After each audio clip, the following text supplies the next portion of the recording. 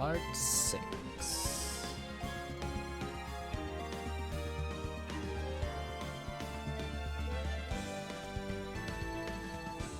Is it going? Why hasn't it started?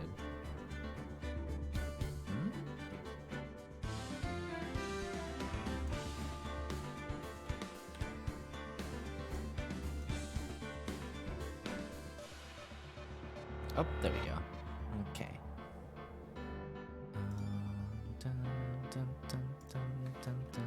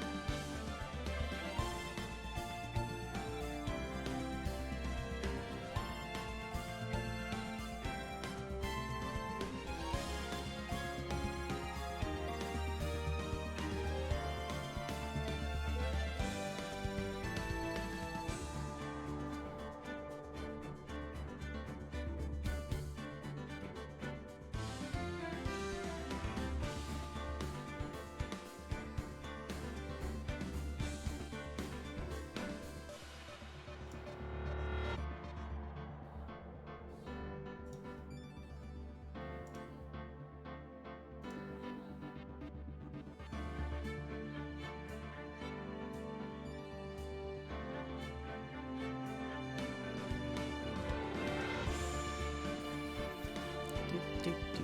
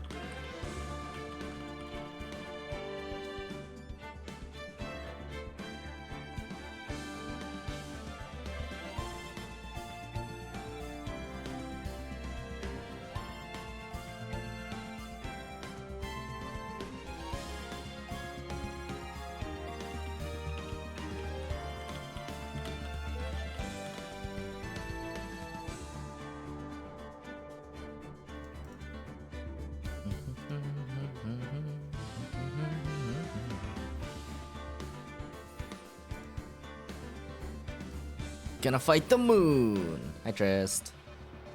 I'm just waiting for the other person to show up, so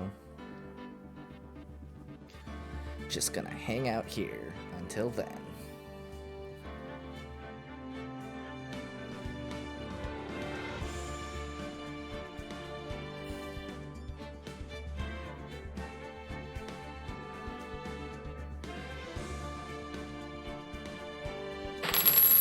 Oops.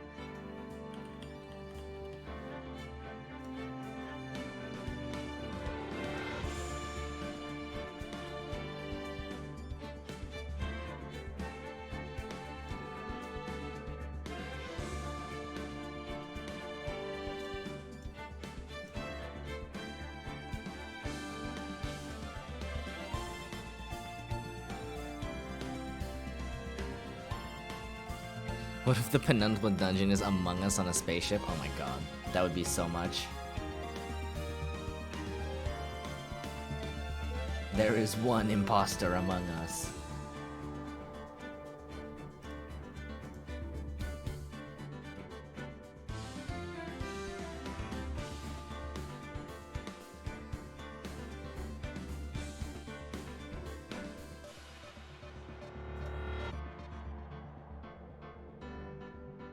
Oh my god.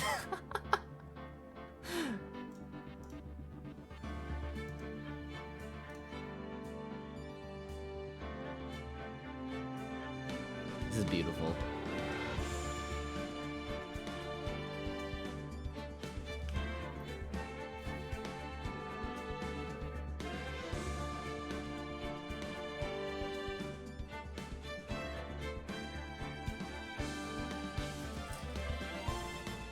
I feel like generally the expansion memes are pretty good whenever a new Final Fantasy expansion comes out.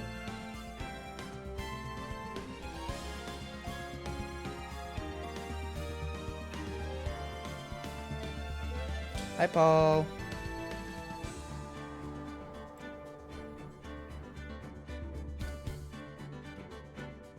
Wow. He.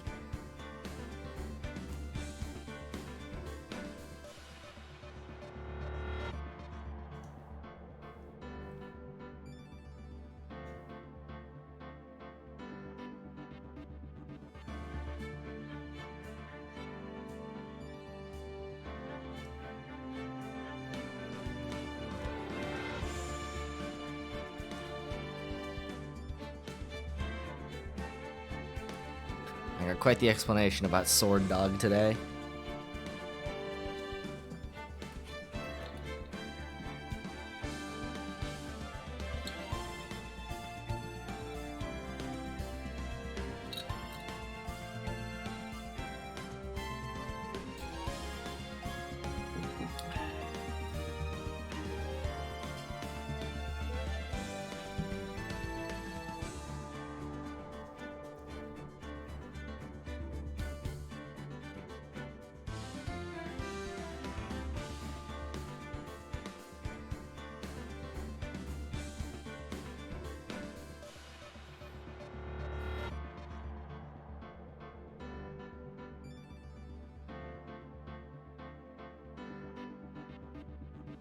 Where is my co-host?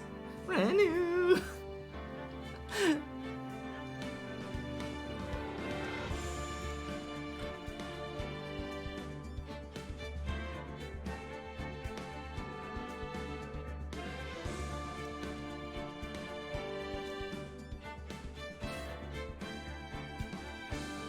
The moon.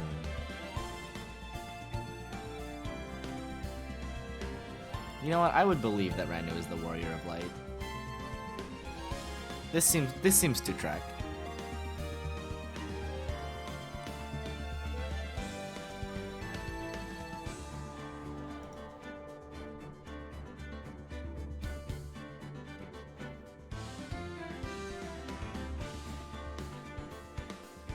You know what? I don't know. I could not say.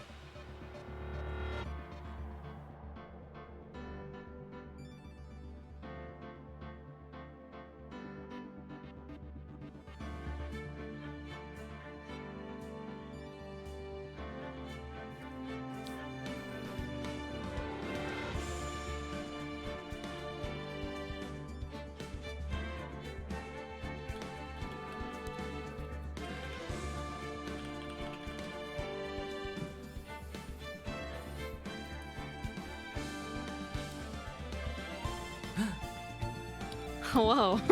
Hello. Welcome. I'm glad that you could join us today. I was like, I got time for another episode. I mean, you were so close. Because I did run unfortunately a little bit over the time I said I would, but I'm here now, and we can play. We can play Ace Attorney. Okay. I have to turn you down to here. Okay, try speaking. Hello. Okay, I'll turn you down to 100. That's good. December 27th, 2:11 p.m. Wait, right in Cove offices. Oh fuck! I always forget that you can't see out the gate. I'm so sorry. That's my bad. There you go. There you go.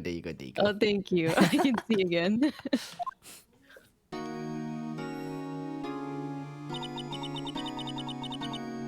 What was Mr. Edgeworth talking about? A memory of a crime that I committed. A memory of murder. I mean, he's supposed to be the prosecutor here. So foreboding. Do you really think Mr. Edgeworth killed? I don't believe it. Not Edgeworth. Some painful memory has been troubling him recently. But he'd never take someone's life. Never. Nick. Yo, how's everyone doing? Uh-huh. What do you think of Great my timing. performance today? I had him swooning in the aisles, huh, Maya? Swooning? Me? Paul is the Larry Butts of our world. Are you? Oh yes. I do remember feeling faint. Right on. Tell me the truth. It was like love at first sight, right? Right, Nick? Huh? Me? Well, maybe my heart skipped a beat or two. Homie. Oh, Phoenix. I think you can do better than that. Come on. I saved Edgeworth in there, dude. Edgy. You guys should be bowing before me. Yeah, bow before your hero. Larry, you really helped out in the trial today. You did! I'm so surprised. If you weren't there, Larry, I'm sure Mr. Edgeworth would have found guilty. Y'all live like this.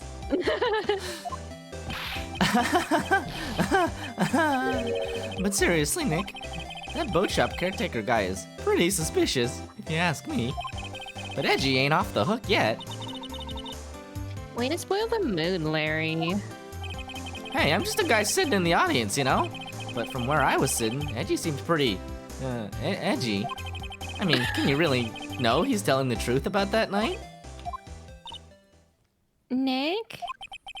I don't know, but what I do know is I'm going to believe in you two until the end. Us two?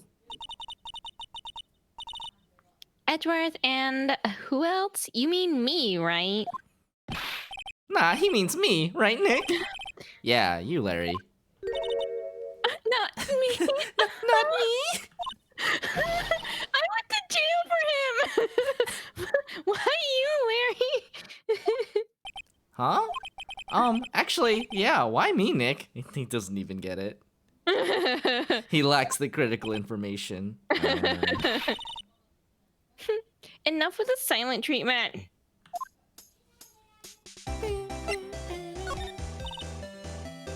Nick, why do you trust Mr. Edwards so much?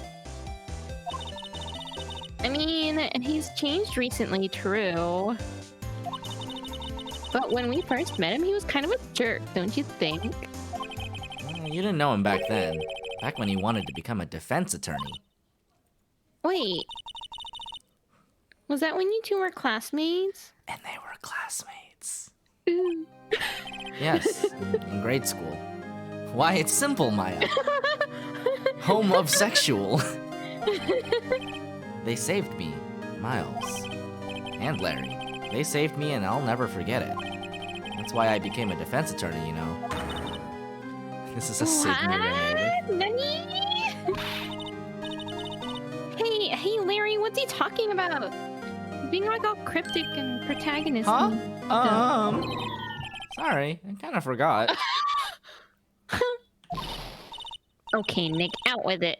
I'm going to hear the story today, and that's final. Okay. It's kind of a long story, so hang in there. It was the very end of 3rd grade. I was on trial. A class trial. This fucking country. Class trial? You remember, Larry? Spring, end of 3rd grade? A kid in our class got his lunch money stolen. Lunch money? What are you, a nerd? Our school was really small.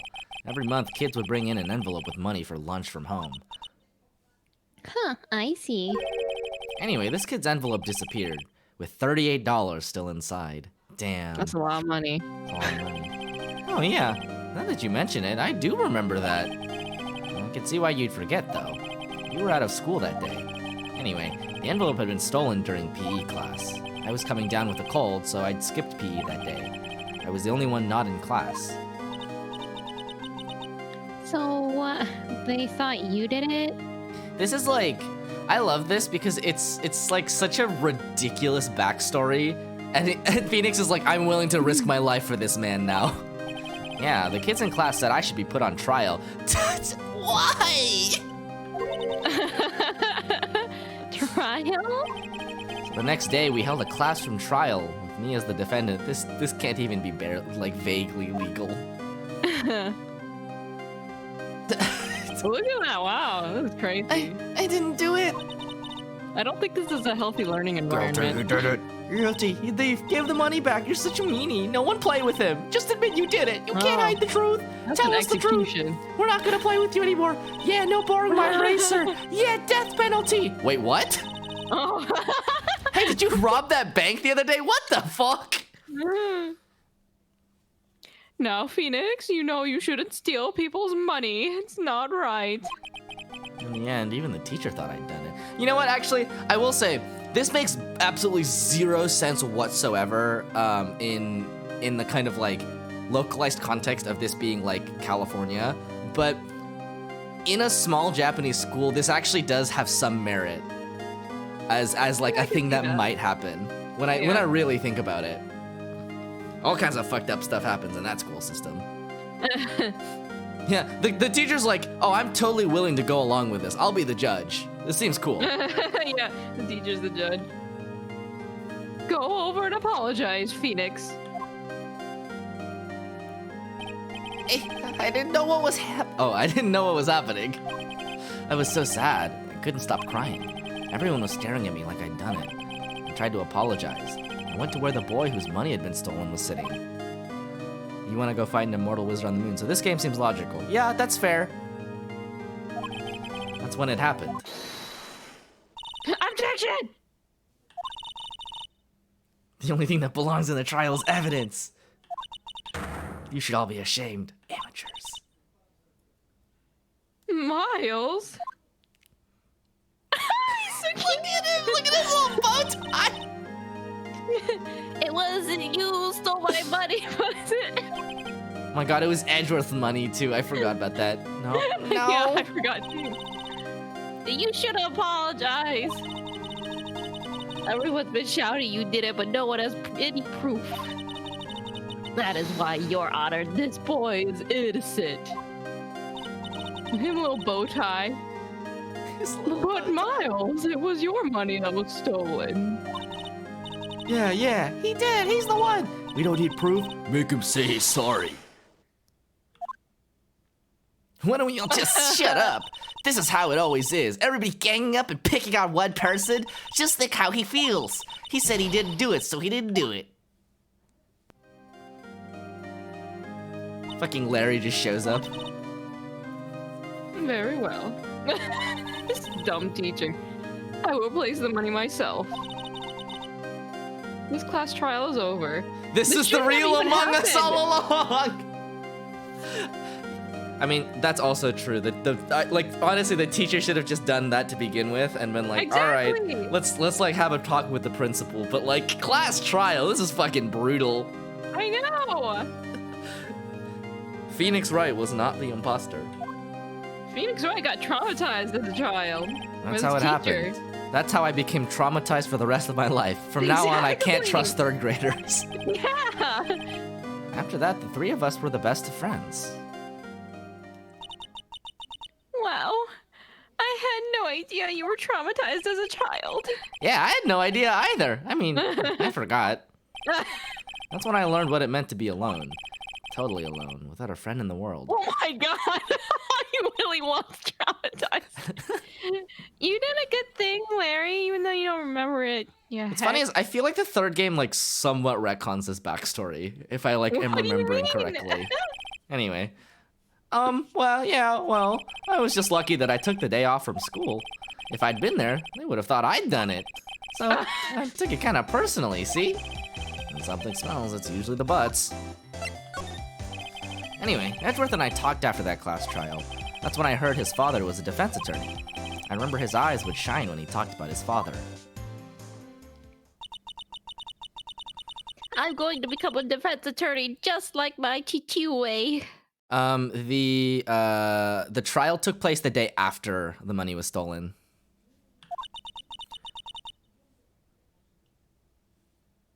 A famous defense attorney. And then a few months later, he suddenly transferred to another school. Time compression. The DL6 incident. Miles Edgeworth went into the hyperbolic time chamber and he came out a different person. Right. I'm not sure, but the transfer probably had to do with his father's death. That's so sad. It was several years later when I heard Edgeworth's name again. There was an article about him in the newspaper.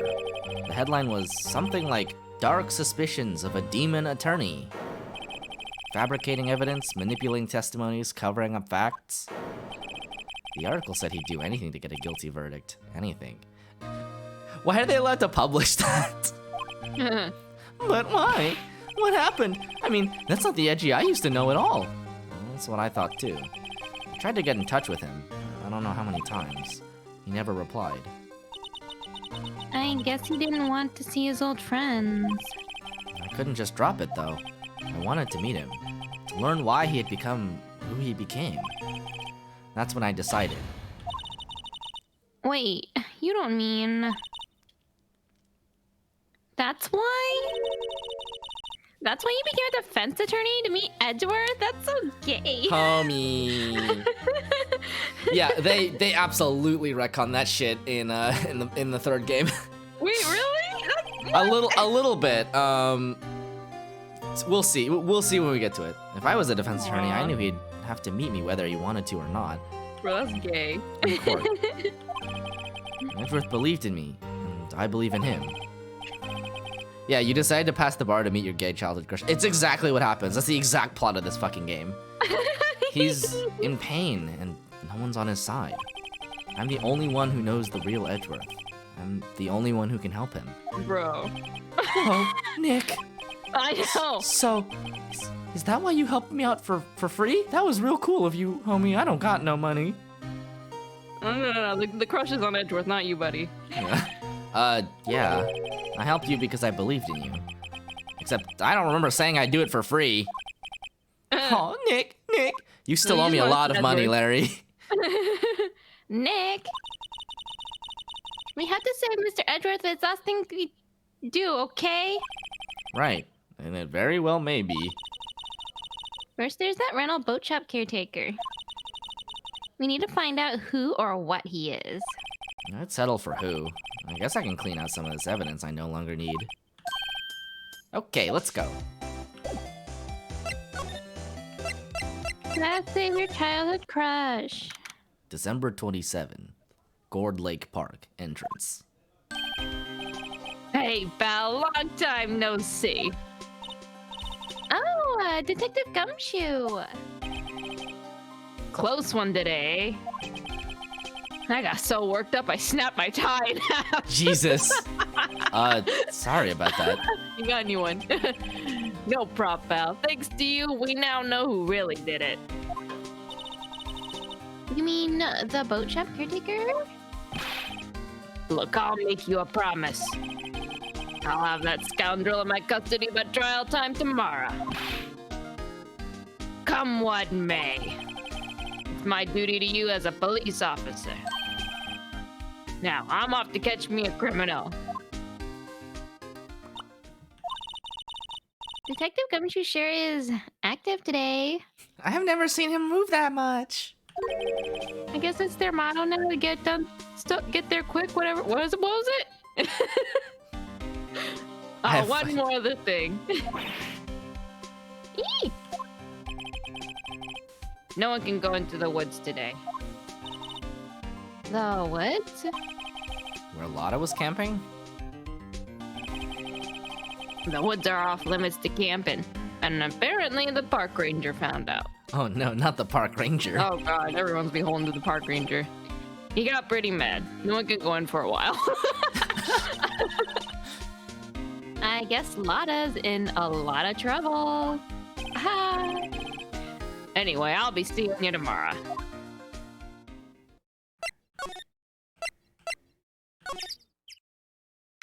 December 27th, Gourd Lake, Public Beach. Huh? The steel eyesore is missing. Eyesore? Looks like the hot dog stand is closed too. I guess that makes sense since Larry was in my office. I guess Larry's too busy worrying about Mr. Edgeworth to show up for work. And also, Misko ate all his hot dogs, so, you know. Nom nom nom nom nom. Because he's a good boy. Boat rental shop. That old caretaker got away. Yep. I never imagined he might be the real murderer. Whoa. I'd know that clearing of the throat anywhere. Oh, hello. What might you be doing here? Out for a walk, hmm? The days of my youth, like the scent of fresh lemon, you see. Mr. Grossberg! This is no time for idle reminiscing. Mr. Edgeworth's trial ends tomorrow. Oh, yes, that is true, yes. But from what I saw of today's trial, Edward should be fine, right? Well, I'm not so sure about that. Oh, what do you mean by that? Well, I'm not sure. If you find anything out, come by my office at once. I may be able to offer you some assistance. Thanks. Bye. What do you think Mr. Grossberg was doing here anyway? Who knows? Into the shack! December 27th, Caretaker's Shack. Nobody's home. Hello? Hello? What? Hey, it's Polly! I wonder where your owner's gone, Polly. Hello? Hello? What? I can't believe he'd run off and leave his poor parrot to fend for herself. Hello? Hello? What?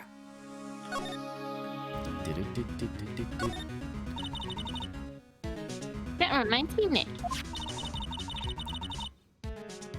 Polly here knows the number in that safe, right? To that safe, Yeah. right? Yeah, that's right.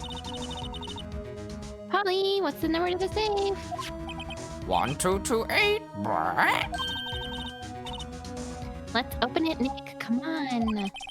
I'm sure there isn't any money in there. Aw. Fire! But hey, He keeps it locked, right? So there must be something of value in there. I'm not so sure. Okay, Nick, let's see what's in there. I guess there might be a clue or two. The only thing in here is a letter. A letter? Not boring. Huh. There's no name or signature on this thing. It's handwritten in very precise, clear letters. Let's see.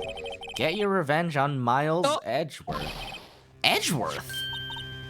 Nick, why would Mr. Edgeworth's name be on here? How should I know? I'm gonna read the whole thing. Get your revenge on Miles Edgeworth. It also says, this is your last chance. Now is the time to get revenge on the two men who ruined your life. The rest of the letter goes on to describe the murder plot in detail. How to kill Robert Hammond and frame Edgeworth. Calling Edgeworth out to the lake, getting on the boat, firing twice. This is exactly what I figured out today in court. Wow, I am good. It's all here in perfect detail. Damn. I'm amazing. What do you I was think just it making that stuff up. means, Nick? I don't know, but it looks like these are instructions for that caretaker. When he killed Robert Hammond and called out Edgeworth, he was following instructions. But who could have written that letter? Paul wrote the letter. Larry. And what does it mean to get revenge on Miles Edgeworth? Look, I don't know, okay? But one thing's for certain. This letter is an amazing clue. Letter from the Like safe added to the everything. court record. How to get away with murder or raid guide, yeah.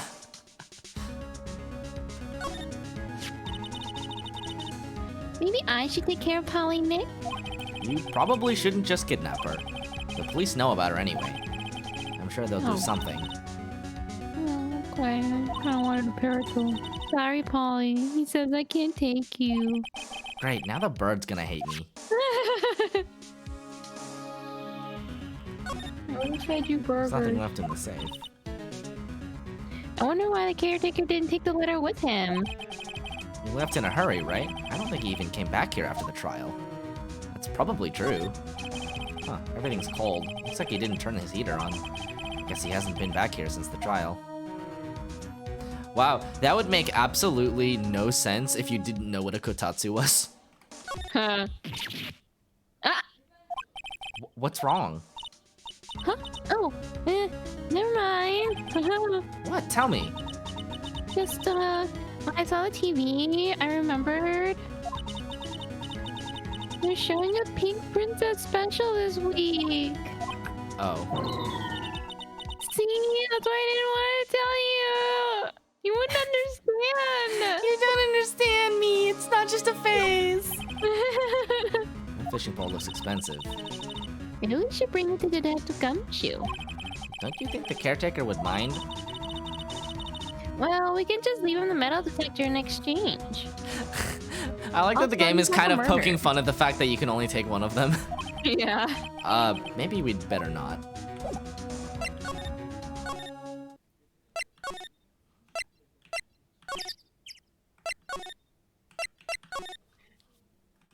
So we took in another foster cat today. Oh, you did? Yeah. And he's like a black and white cat, but he has like a little black mustache and like a little like Oh my like god. a little like black spot on his head that looks like, you know, a little hairdo. And so the person who had been taking care of him before this named him Charlie after Charlie Chaplin. That's so cute. He's Do you have really pictures? cute. Yeah, I'll show you. Send me a picture. Send me a picture and I'll make sure the chat gets it. Yeah. One day left, Nick. Yeah, I know. Well, no time to waste. Let's get going.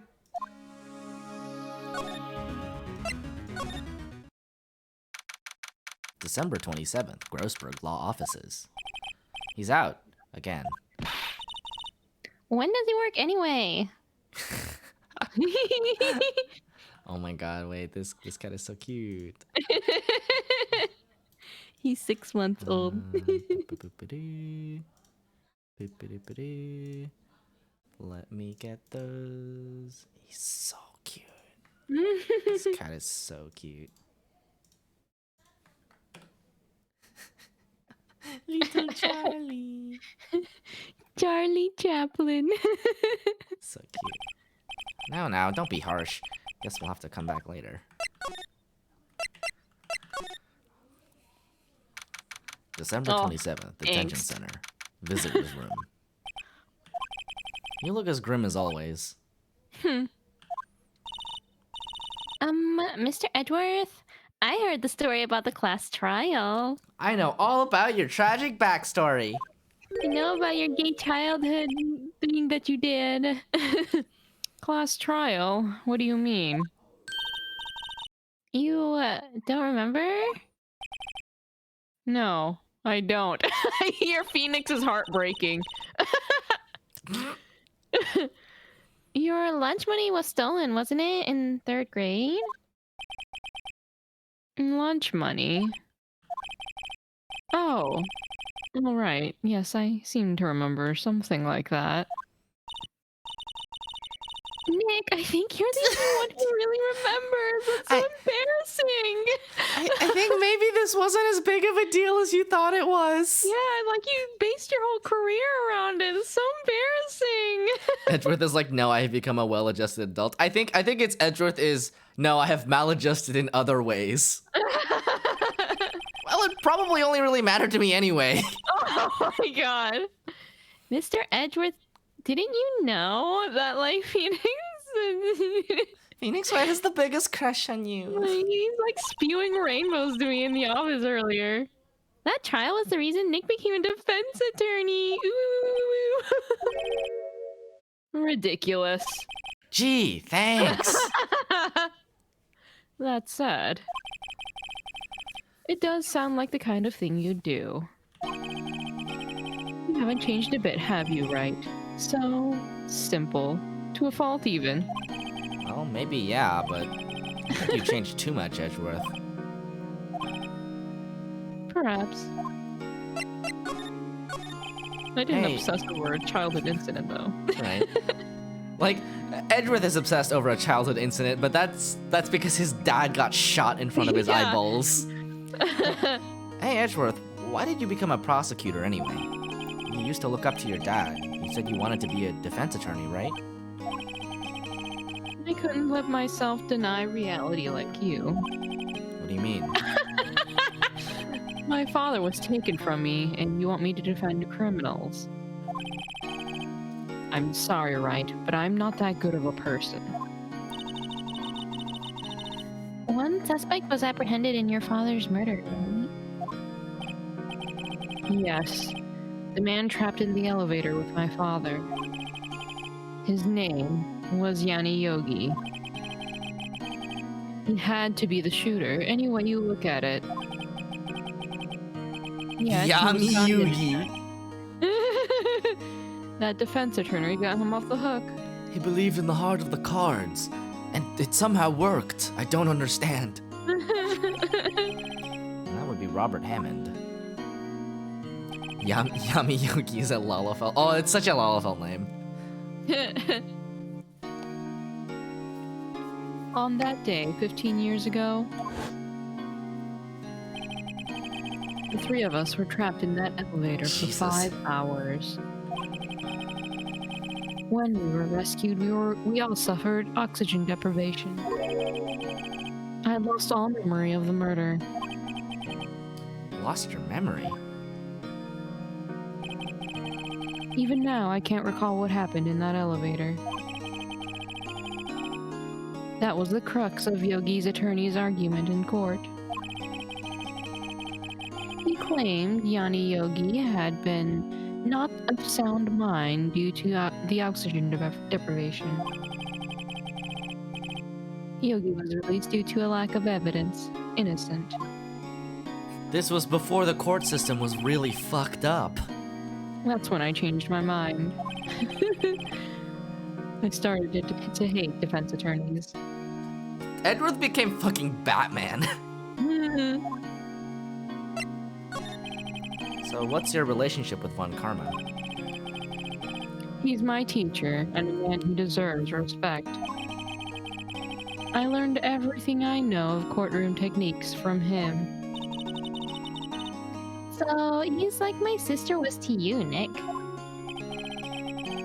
He is a perfectionist in all things. In court, in his personal life. He is obsessed with doing everything perfectly.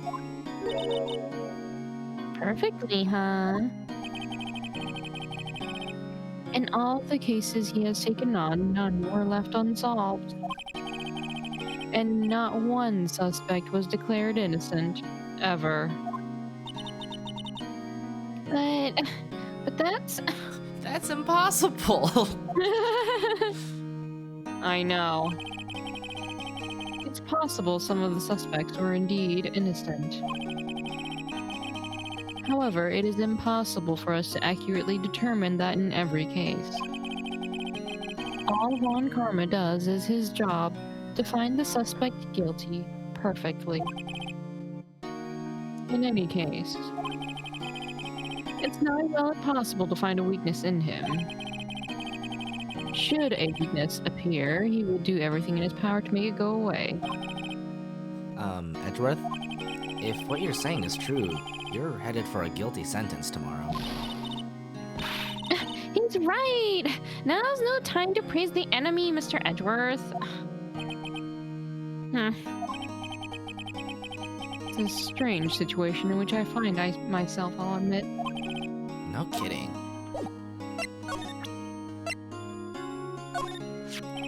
Edgeworth, see this letter? This came out of the safe in the shack where that boat rental caretaker lives. I see. Revenge on me. Who is that old guy anyway? I don't know. Could he be an innocent defendant you got declared guilty or something? Nice, right. But I don't remember that old man. Not at all. So he was following this letter then? Which means there was someone else behind it. Now is the time to get revenge on the two men who ruined your life. Two men, meaning myself and Robert Hammond. It also says this is your last chance. Last chance? Wait, maybe he's talking about the statute of limitations on the DL6 incident. Wait, that old man. What is it? Do you know who he is? Like, oh my god! Yogi. Could he be Yogi? Yogi Burr? Yogi Burr? The suspect in the DL6 incident. The one who was found innocent.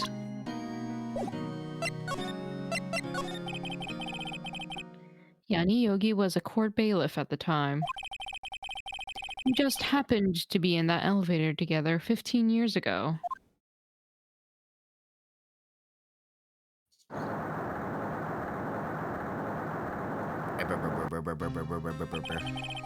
was hoping we'd see like the young judge. I don't think he would look any different. The quake was incredibly strong. I'm pretty sure he's looked like that for the past like 40 years. Before I knew it, everything was dark. We were there for so long, it felt like forever. The air thinned, and the darkness closed in on us in that little box. We became unsettled. Help, I can't breathe. Hello. Quiet, I said quiet. You're not making this any easier. I want to get out. Help, get us out. Don't shout, you'll just use up more oxygen.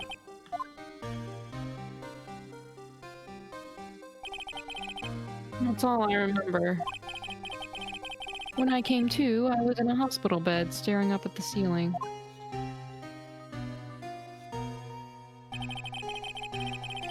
In court, Yani Yogi's mental condition was called into question.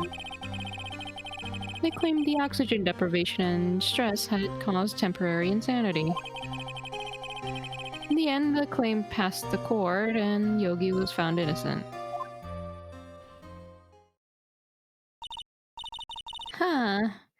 But isn't that strange? This letter tells him to get revenge on Edgeworth. Why would he want to take revenge on you? Right. Yeah? There's something that's been troubling me these last few days. I didn't know whether or not I should tell you. You mean the nightmare? It's a nightmare I've had. A memory of a crime that I committed. A crime you committed? A memory of a murder. I think the time has come to tell all. Oh, really? This late in the game? For the last 15 years, I've had the same dream almost every night. I wake up in a fearful sweat every time. What kind of dream? It's a dream about my father's killing in the dark. Help, I can't breathe. Quiet. I said quiet. You're not making this any easier. I want to get out. Help, get us out. Don't shout. You'll just use up more oxygen. I can't breathe. You're using up my air. What? Stop breathing my air. I'll stop you. What? What are you? Stop breathing my air. No, Father. He's attacking Father. Then I see the pistol lying by my feet. I don't know if it was evidence from that day in court or the bailiffs. In a daze, I pick up the pistol. Get away! Get away from my father!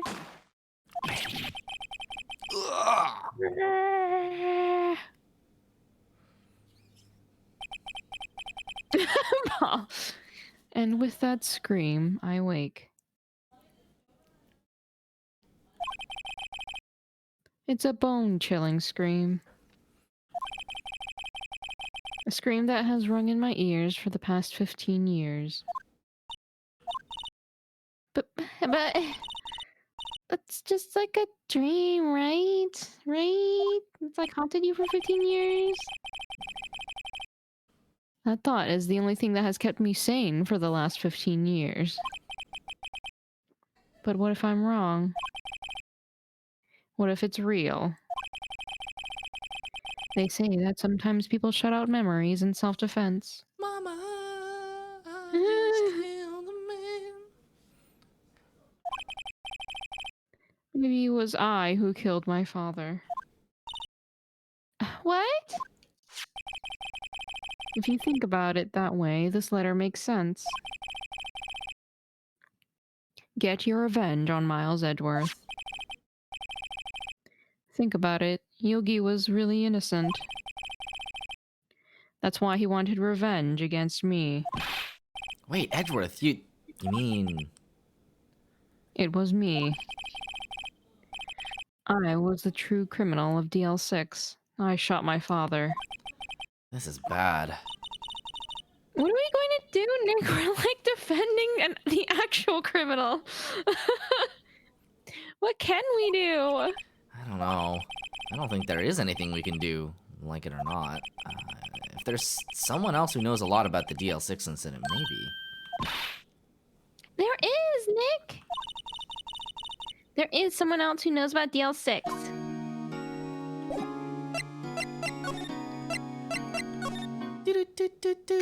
December 27th, Grossberg Law Offices. Mr. Grossberg. Ah, hello there. What's wrong? You look troubled. No kidding. I can't believe you're not. My. Just calm down and tell me what happened. Hmm? It's Mr. Edgeworth. He...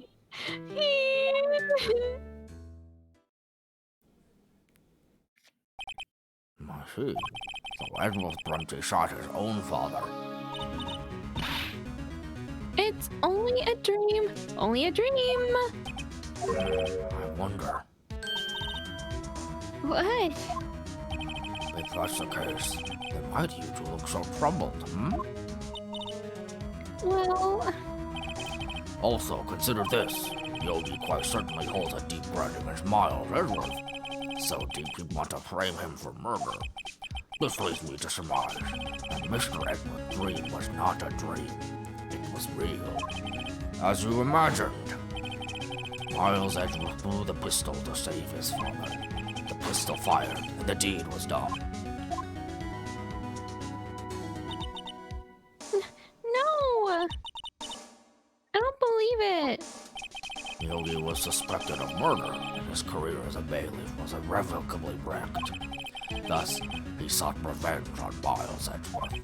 This was his last chance, of course, with the statute of limitations so close. What do you know about Edgeworth's father? He was a defense attorney without peer. It sounds trite, but it's true. Well, he may have had one peer, now that I think about it. Your mentor, Mia Fey. My sister?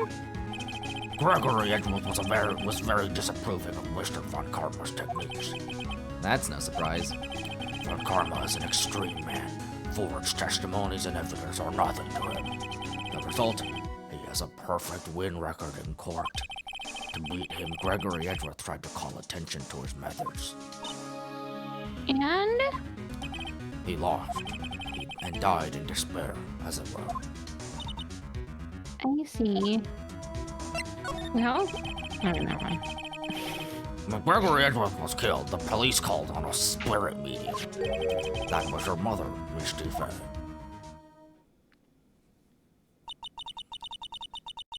I am Gregory Edgeworth. I have been killed. The one who shot me was the bailiff, Yana Yogi. But Yogi was found innocent. And that's when my mother left us. Everyone called her a fraud. That's right. Everyone thought she was, you see. Yet, now that I think about it, it seems the one who lied was Gregory Edgeworth's ghost. Gregory Edgeworth must have known who shot him. I don't believe it. So you're saying he falsified his testimony? Ghosts can't lie. That Edgeworth's dad lied to protect his son? That's illegal. I don't think ghosts can lie. Yeah, we use the Ouija board and everything. It's impossible. It's only a possibility, mind you. But a possibility nonetheless. Gregory Edgeworth. He was a gifted man. His death was truly a loss. I wonder what would have become of Von Karma were he alive. Oh, so this is the letter. It does seem that Yogi was following this letter when he killed Hammond. But why kill Robert Hammond? Hammond was a skilled defense attorney, but he defended clients not for their own sake, but for his own. Huh? His own sake? He never trusted his clients, that one. The only thing he trusted was his own ability. But he got his client found innocent, so why should that matter? Actually, my dear, it's quite different. He won that innocent verdict for no one but himself. Yogi was a free man, but socially, he was ruined. Huh? You'll understand soon enough. Wait, What is it? this letter. I've seen this handwriting somewhere before. A long time ago. Whose handwriting was this? Do you have any idea who wrote this? Huh, could it be Manfred von Karma? Von Karma? Why would he have something to do with this? Well, I'm not sure. Huh? Von Karma. Majima voice for whatever Grossberg says next. Wait, you're right, my boy. This is Von Karma's handwriting. I'm sure of it. I used to see it all the time on court reports. What? But that means the one who told Mr. Yogi to kill us. Correct, Manfred von Karma himself. What does this mean, then? Why would Von Karma want to frame Edgeworth? If it truly was Von Karma who wrote this letter, then he would know the truth. He would know that Miles Edgeworth had accidentally killed his own father. Huh? Now say as much tomorrow in court, I should think. He'll press the point until the court finds Miles Edgeworth guilty. Oh no. But how could Von Karma know about Mr. Edgeworth's past like that? Even Mr. Edgeworth thought it was just a nightmare. That I do not know. I do know that Von Karma is both persistent and a perfectionist. He may be seeking to satisfy a grudge against Gregory Edgeworth by hurting his son. What do you mean? It was 15 years ago. Von Karma met Gregory Edgeworth in court. Von Karma did win, but he didn't make it through the trial unscarred. What happened in the trial between Edgeworth's dad and Von Karma? Von Karma got the guilty verdict he wanted. He won the trial, but Gregory Edgeworth accused Von Karma of faulty evidence. And though he lost the trial, Mr. Edgeworth's accusation stood. Faulty evidence? It was the only penalty Von Karma has ever received in his career as a prosecutor. Gregory Edgeworth dealt a blow to his perfect trial record. Wow. It must have been quite a shock for Von Karma. He took a vacation for several months after that, you see. A vacation? Yes, an unusual event for the man. That was the first and the last vacation he's taken in his many years of prosecuting. Really? He doesn't take vacations? How can you be a convict on a new case based on a largely unconnected cold case when there's evidence of it being a setup? Because the law does just only barely vaguely exists in this world. Yeah, I don't know. Like, go to the sea or to the mountains?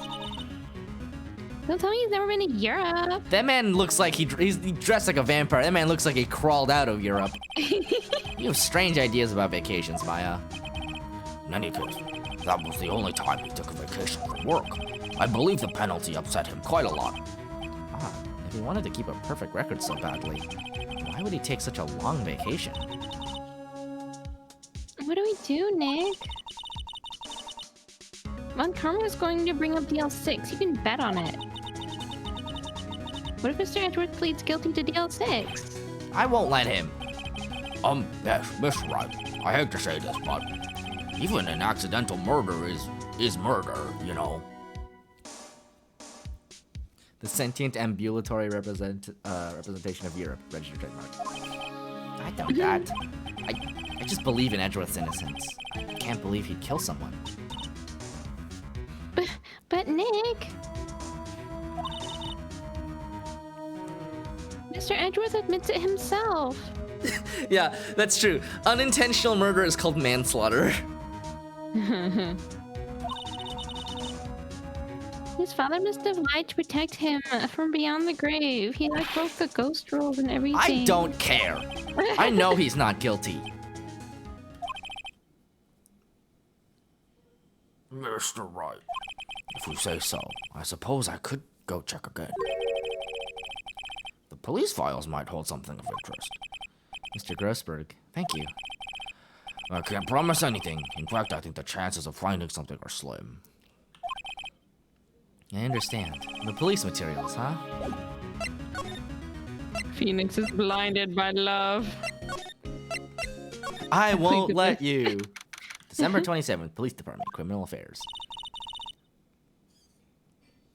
There's hardly anyone here.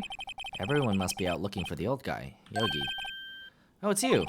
I don't think Gumshoe will be coming back today. He's staying out late looking for someone. Sounds like Detective Gumshoe is pounding the pavement for real. We were wondering if we could check out the records room again. Well, now, I can't just have anyone wandering around in there. But I guess Mr. Von Karma's in there now anyway. You can go in as long as he's there. Von Karma? Ew. Yeah, he just arrived, actually. Von Karma's in the records room. Nick, let's hurry! To the records room! Yeah, cut to Gumshoe punching the sidewalk. Take that! How is this gonna help me find Yogi? Police Department, records room. Dusty as always. We were only here just yesterday. I'm sure they just haven't had time to clean, in 10 years. Yeah. What's wrong, Nick? Nothing. I was just noticing that he isn't here. On Karma.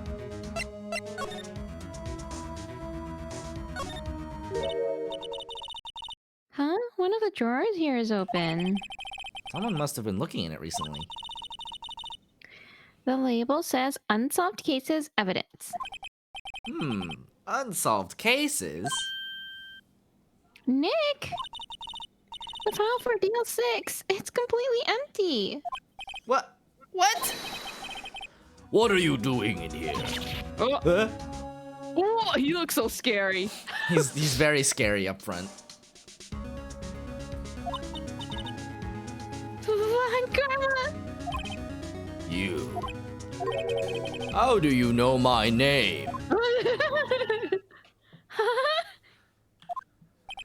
Have we met? What are you saying? We see each other every day, don't we?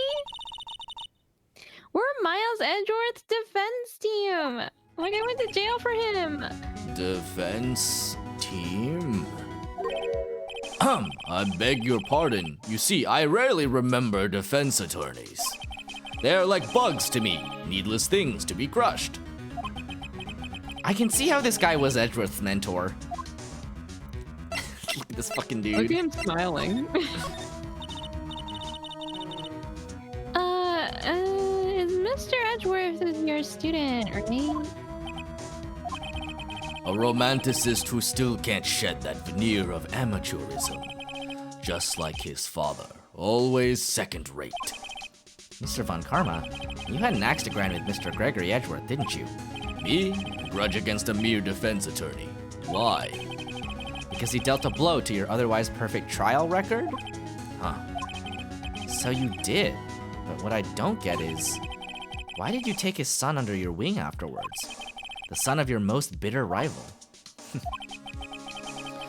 That, my dear attorney, is none of your business. Tomorrow will be the last day of this trial. It's been a while since I've had a defense attorney last this long. Still, you will lose in the end. Miles Edgeworth will admit his own guilt. His guilt of 15 years ago, you mean? You're quite the researcher. If you've done your homework so well, then certainly you must understand.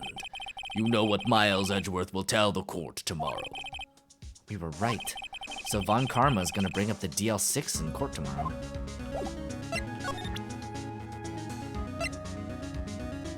Von Karma side profile, Dapper Vampire, Von Karma's headshot, straight up Nosferatu. Yep. Mr. Von agree. Karma, have a look at this. Phoenix, one day you're gonna learn not to do this. This was you, wasn't it? You instructed Yanni Yogi to commit murder. Yanni Yogi. How many years has it been since I've heard him called by that name? He's a fool.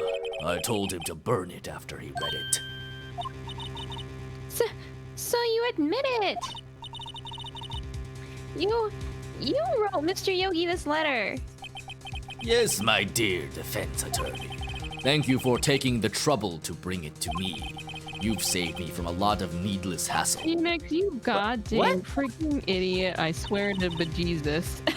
Nick, what is that thing? Well, well, Maya.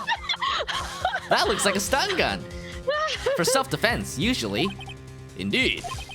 600,000 volts will course through your body like a dog touching an electric fence. 600,000. Wait. Oh, don't worry. People don't die from it, usually. Now, give me the letter. No. No! Whoa, what are you? Nick, run! Ah! Maya. Out of my way! Ah! Oh, ta-ta! She's fucking dead. Oh, he got us. The letter's gone, of course. And he took the DL6 evidence. All of it. Fuck. Back to having no clues. Wait, Maya jumped first. Maya, is she okay? Her sacrifice was in vain, dog. Maya. Maya, open your eyes. Maya. The letter. Did he take it? Huh? Oh, yeah. Are you okay? I couldn't stop him. Yeah, Phoenix Wright would die immediately. I jumped as fast as I could, but one shot from that thing knocked me out cold. I'm useless. I should have trained my body like they do in the movies. I could have resisted a stun gun. You showed him the letter, you doofus. I'm no good as a lawyer or a medium. I can't even follow my sister. Not even now when we need her the most. I wish I hadn't woken up at all. See, the problem with this is that Phoenix Wright is a DPS and Maya is a support. They have no tanks. I feel that. Yeah. Edgeworth could be their tank if he wasn't in jail. There has to be some way I can help her. I'd better do something about her self-confidence first. Oh, Gumshoe's the tank. Yeah, Gumshoe is the tank. Well, Gumshoe's the tank for the prosecuting side, right? That's why they're so good. Yeah, that's true. Maya, she's holding something. What is that? A bullet? DL6 incident, evidence number 7, taken from the heart of Gregory Edgeworth. Oh, I remember. Von Karma was holding this when Maya jumped him. DL6 bullet stashed in a pocket. I'll prove it to you, Maya. You're most definitely not useless. I'll prove it to you in court tomorrow. Yeah, it's an extremely bad comp.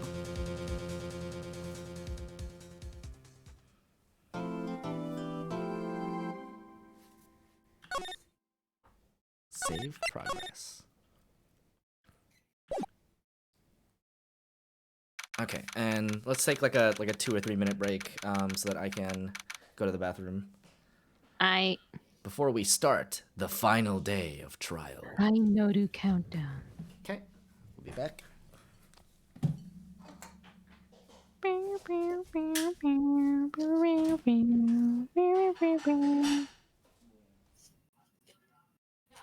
Bark! Listen, Bark can't take over. I'm watching. I'm watching him. No, Bark! Not this time!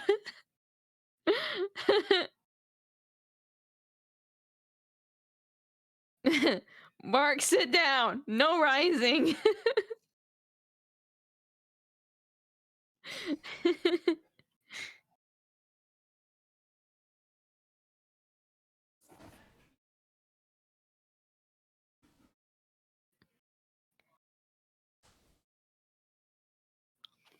You need to give Bark his own webcam. Then it'll be his stream.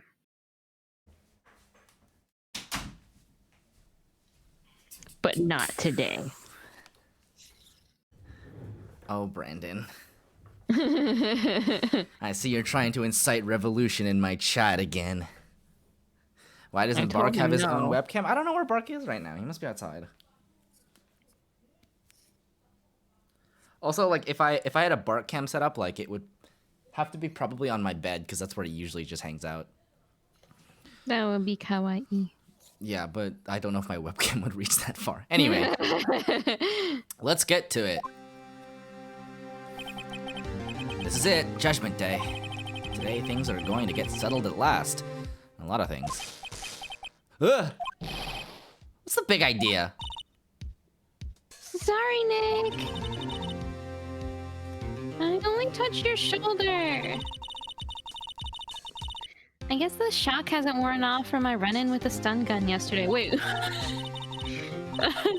Anyhow, today's the last day of the trial.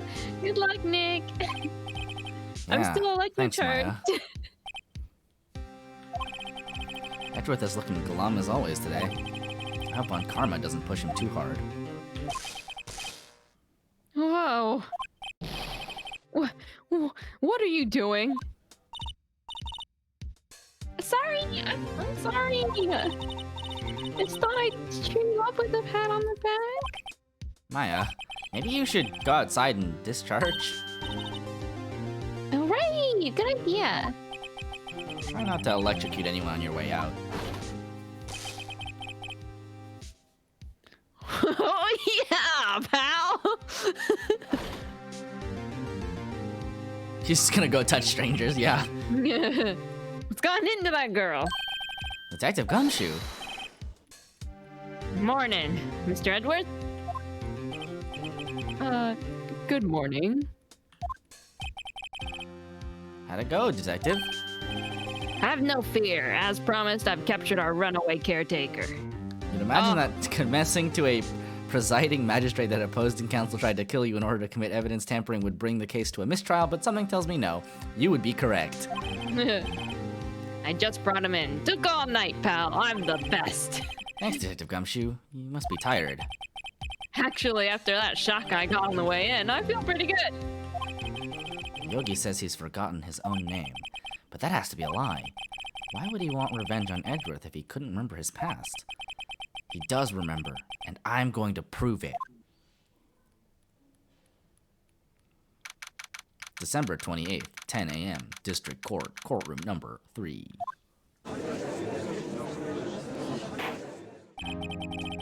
Court is now in session for the trial of Miles Edgeworth. The defense is ready, Your Honor. The prosecution is ready. Right, very well. We have reached the final day of our proceedings in this trial. I ask that the prosecution submit decisive evidence. Understood. Oh, Come on, don't be awed into silence by every little thing he says. Very well, Mr. Von Karma, your opening statement. Right. Thanks to Detective Gumshoe's efforts, the boat rental shop caretaker has been arrested. In yesterday's trial, the defense asserted that the caretaker was the murderer. However, the caretaker has yet to confirm this. I would like to ask the defense to cross-examine him as much as necessary. Very well. Please bring the witness into the courtroom. Ladies and gentlemen of the court, I believe you all remember our witness. He lives in the boat rental shop on the lake, from where he witnessed the incident. In addition, he has currently lost memory of his name and identity. Witness? Why did you run away yesterday? The witness was not running away, as he will now testify. Oh, I see. Very well, please begin your testimony.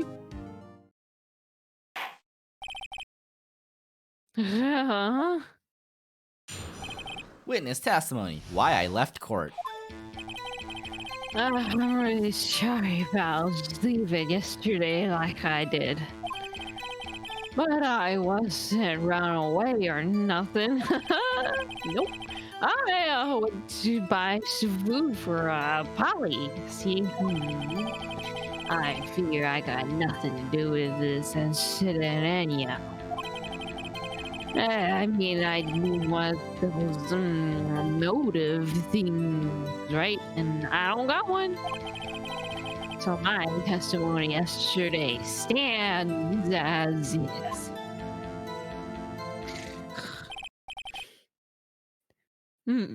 Very well. Let's begin the cross-examination, shall we? Oh, he has to know his name. Yanni Yogi. You're Yanni Yogi, and I'm gonna prove it.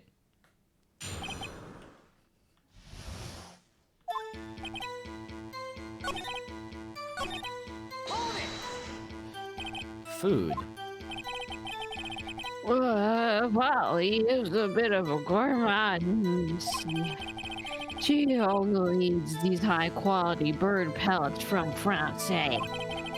They only have them in the big pet shop downtown. But you weren't arrested until this morning. Why didn't you go back to the caretaker's shack? Oh, well, I kind of got lost, see? The witness has trouble remembering things sometimes. When the police apprehended him, he was on his way back to the shack. Yeah, right. Nice try, Von Karma. No one's gonna believe that. I see. So he was lost. God damn it, Mr. Judge. I understand. Please, Your Honor, come to your senses. You've lost much of your memory, is that correct? Seems like it. Then how could you know that you didn't have anything to do with this incident? Or maybe you're lying about not having your memory, hmm? You know exactly who you are. The witness has testified quite clearly that he has no memory of who he is. If you claim he's lying, then show the court proof. Ow. How am I supposed to prove what's going on in that old codger's head? That's impossible. I'm glad you've come to your senses, Mr. Wright. Very well, witness. Please continue.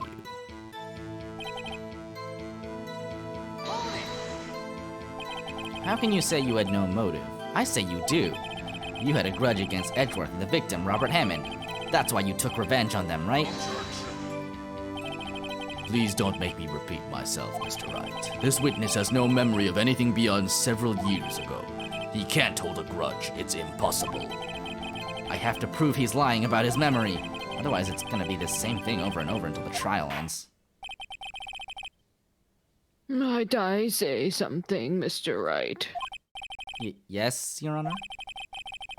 You've been saying the same thing now over and over. You've been calling the witness's memory of the past or lack thereof into question. But does this really have anything to do with the current case? Of course, Your Honor. The witness has said he has nothing to do with this case and no motive. Both of these statements are lies. What? What? Lies? An oath? Order. Mr. Wright, there is a serious problem with your claim. Or are you saying you know who this witness is? Of course, Your Honor. Oh, now this is interesting. I would like to know myself. So, who is he? Don't play dumb, Von Karma. Mr. Wright, please tell us this witness's name. His name is Yanni Yogi, a former court bailiff. Yogi? That name seems familiar. Oh! Yanni Yogi from the DL6 incident. I was there. It figures the judge would have heard of it. It was such a famous case. But what does this mean? Your Honor, if this man is Mr. Yogi, then he has a clear motive.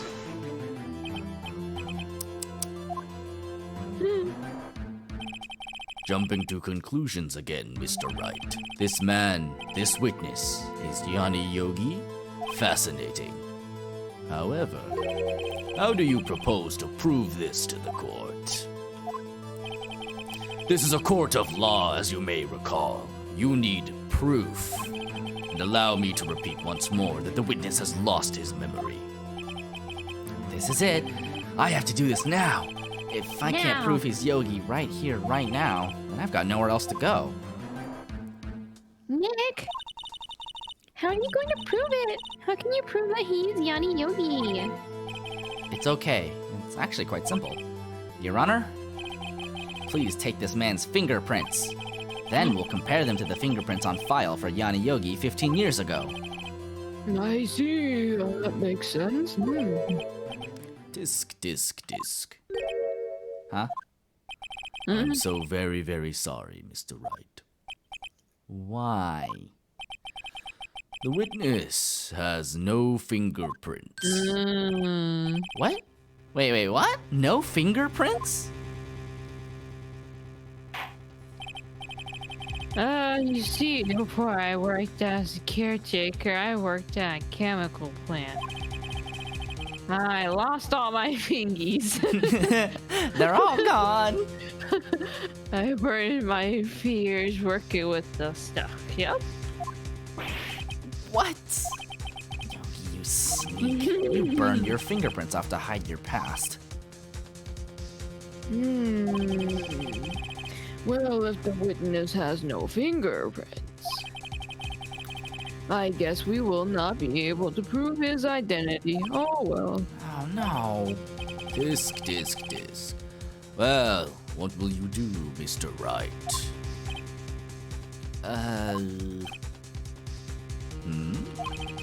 It seems that the case has been decided, no? No. Oh, I know what happened. I know everything, for once. I just can't prove it. No, I can't let it end like this. I can't lose. There has to be another way. There is no one who can testify as to who this witness is. No one. Nick, what are we gonna do? I didn't even consider that he might have erased his fingerprints. What do I do? Disc.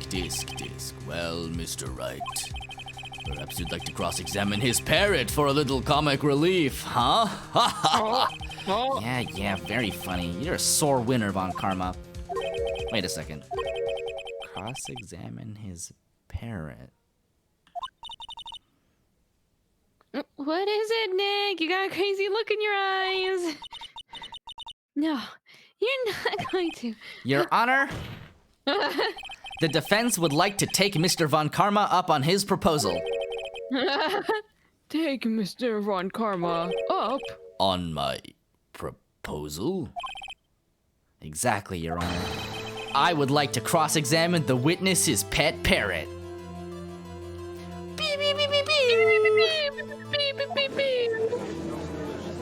I mean, suspects that any degree of burns you need to lose in the fingerprint would have to be bone deep.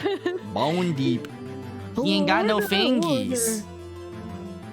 Them fingies. Partner tells you to flee with the evidence before it's stored. You hesitate, but when your rival tells you to talk to a bird in court, you immediately. These are the priorities Phoenix Wright Yeah. has. Yeah, Phoenix. Order. Oh, well, what do you think, Mr. Von Karma? You suggested it? Need you even ask? This is a farce. I object. Wait a second. You were the one who suggested I cross-examine the parrot, Von Karma. I have a right to do as you suggested. No take-backsies. Oh no, he invoked the rule of no take-backsies. Even I must abide by such an ancient law. Well, if you're so desperate, then please be my guest. Of course, should you go through with this, and nothing comes of it, then I hope you're ready for the consequences. Nick, this is crazy. You're crazy. Well, still want to go through with your little game? Let the parrot take the stand. I will cross-examine her, Your Honor.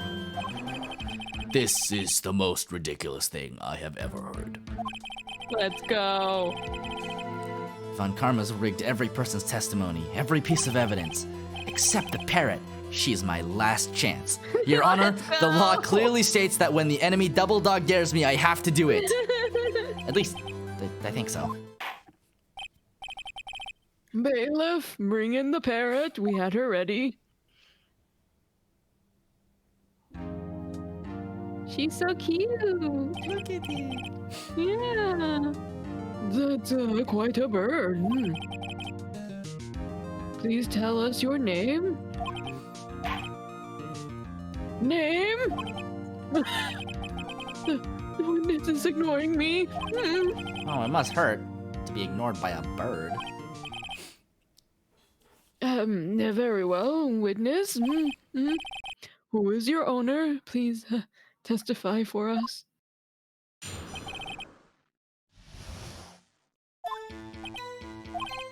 Hello? Hello? What?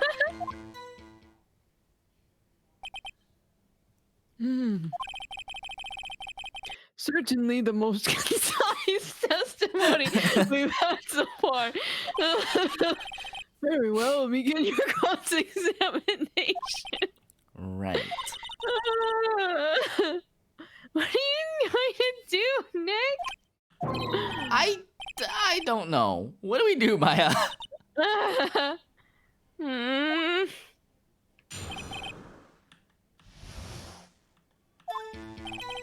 Hello? Hello? What? Hold it. Witness, you can't just say hello and expect us to get anywhere. I want you to testify. Maya, you talk to her. Right. What do I say? Maybe I should get her to say her name. Polly, what's your name? Polly? Polly? What? Mr. Right. I think we've established that this parrot is named Polly. Hmm? Does this have anything to do with her owner's identity?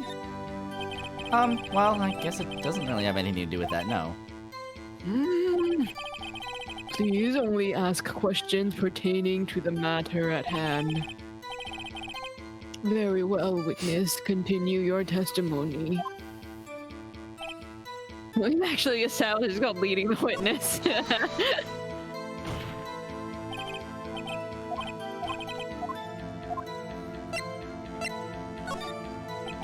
As I recall 2 days ago.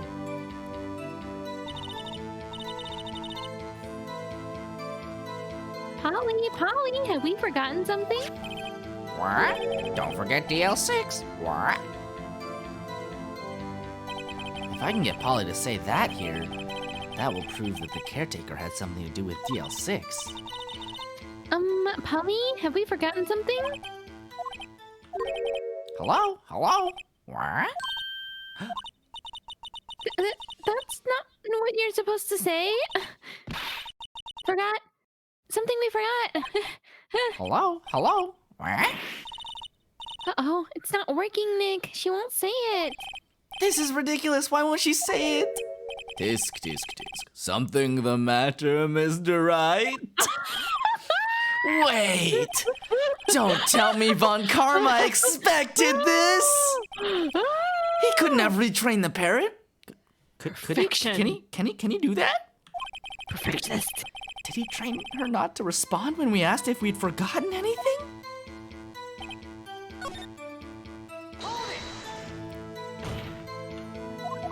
The ringer.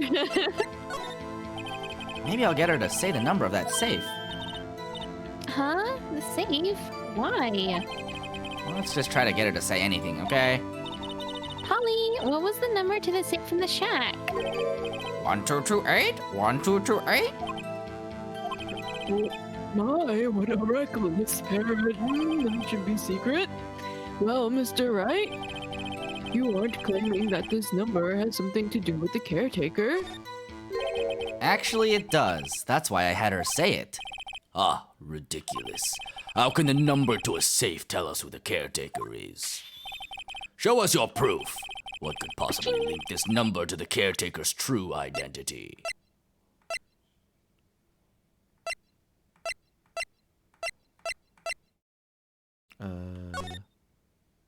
Yes. Oh. There we go. The DL6 case file. What is this obsession you have with that case? Mr. Right, where in this file is something relating to that safe number? Where was it again? Hold on, let's check real quick. Case summary. Heck yeah. Heckin'. It's on the case summary page. The case summary? Specifically, the date on which the DL6 incident occurred. The date of the incident, December 28th. Why, that's today's date, 15 years ago. And the number on that safe is 1228. Oh, He used the date of the DL6 incident as the number for the safe, Your Honor. That's how important that date was to him. I see. It certainly is an interesting coincidence. People often do set their secret numbers to dates. But this is not tangible proof. I set my ATM card's number to 0001 because I'm number one! This has nothing to do with a date. Nothing.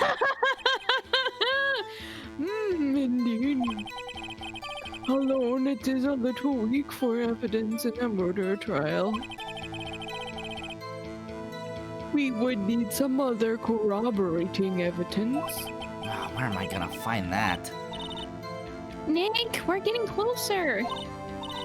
One more. If we can just get one more piece of evidence. Right, but what? Very well, witness. You may continue.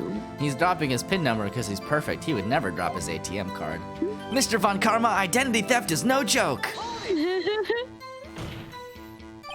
Witness, you're here to speak. You must speak to me. Frankly, I can't believe that you're speaking to the parent. Well, I guess we should try to get some information out of her. We need to show the judge that her owner is Mr. Yogi.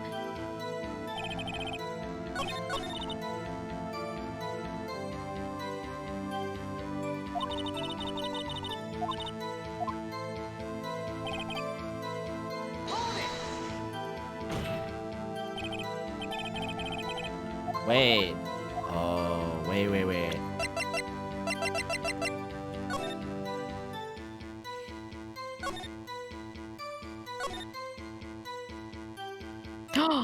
Yeah, there we go.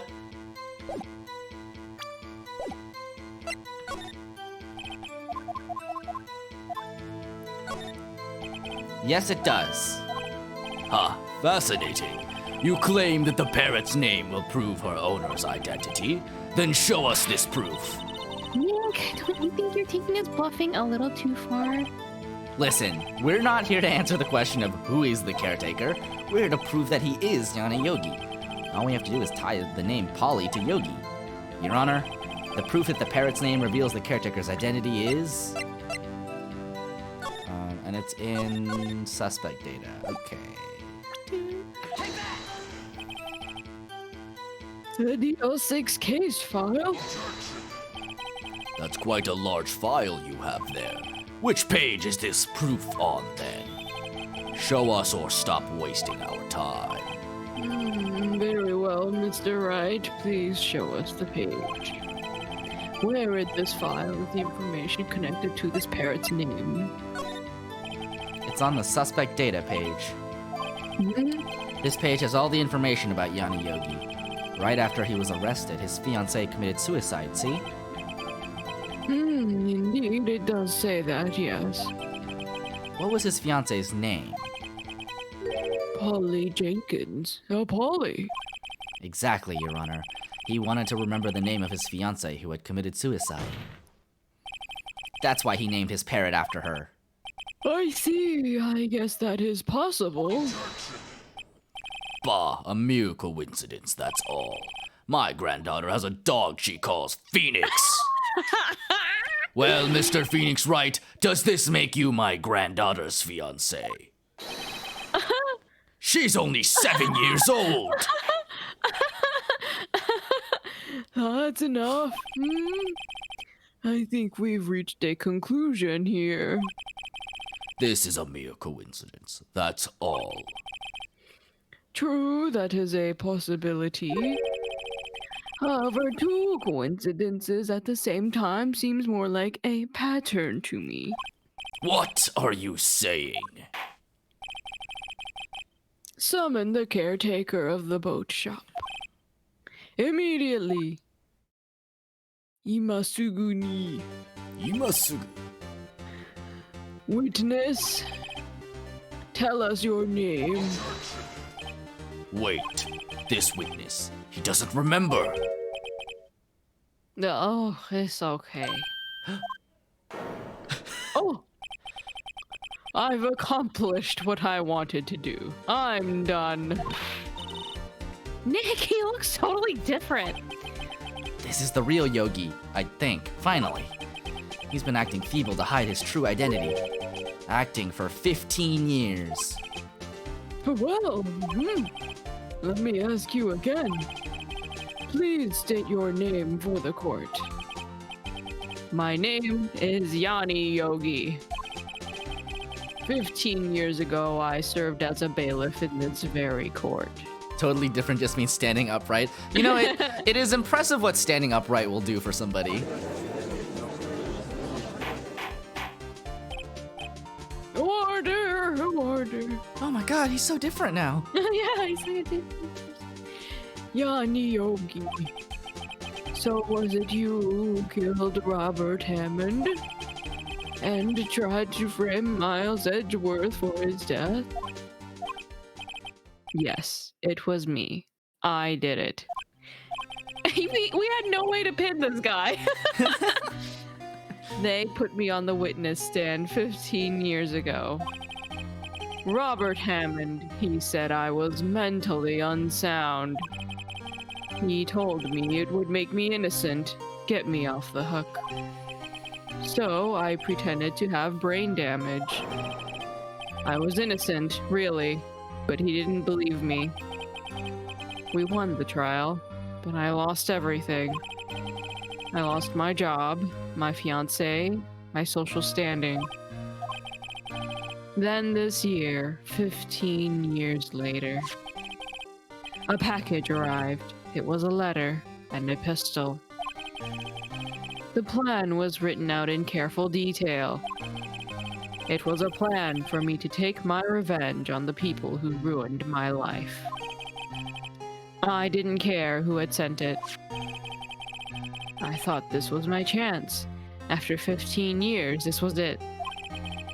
Finally, a chance to have my revenge on Robert Hammond and Miles Edgeworth. I have no regrets. Oh, wait a moment.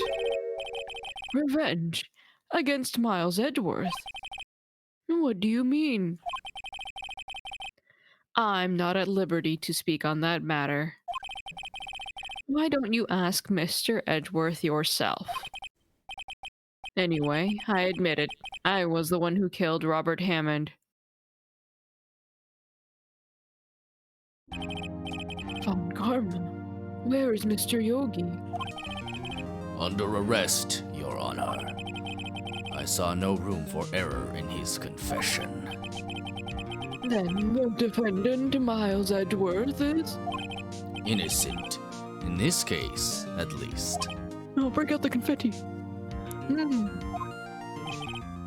Very well. Will the defendant please take the stand?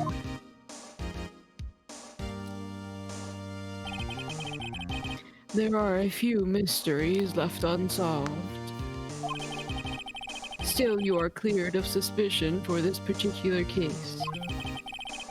So I would like to pass judgment on the murder of Mr. Robert Hammond. Any objections? I don't believe it. Why isn't Von Karma saying anything? Very well. This court finds the defendant, Mr. Miles Edgeworth, Bwah, bwah. not guilty. Confetti! Pew, pew, pew, pew, pew, pew. That is all. This court is adjourned.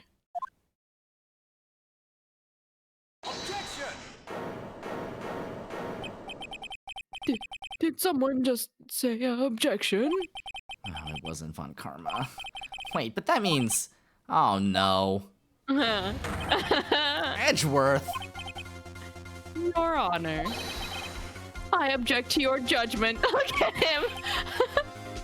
What do you mean? I'm not innocent at all.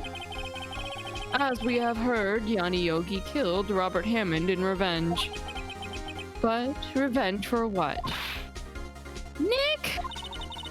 Edgeworth is trying to confess. He's going to say he's guilty.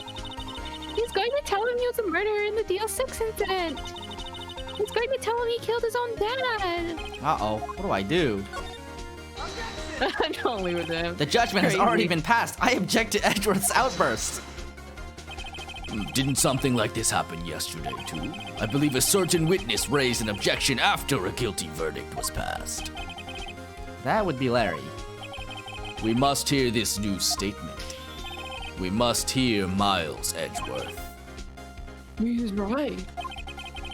We have a duty to hear Mr. Edgeworth out. All right, Judge. For 15 years, I have had a recurring dream.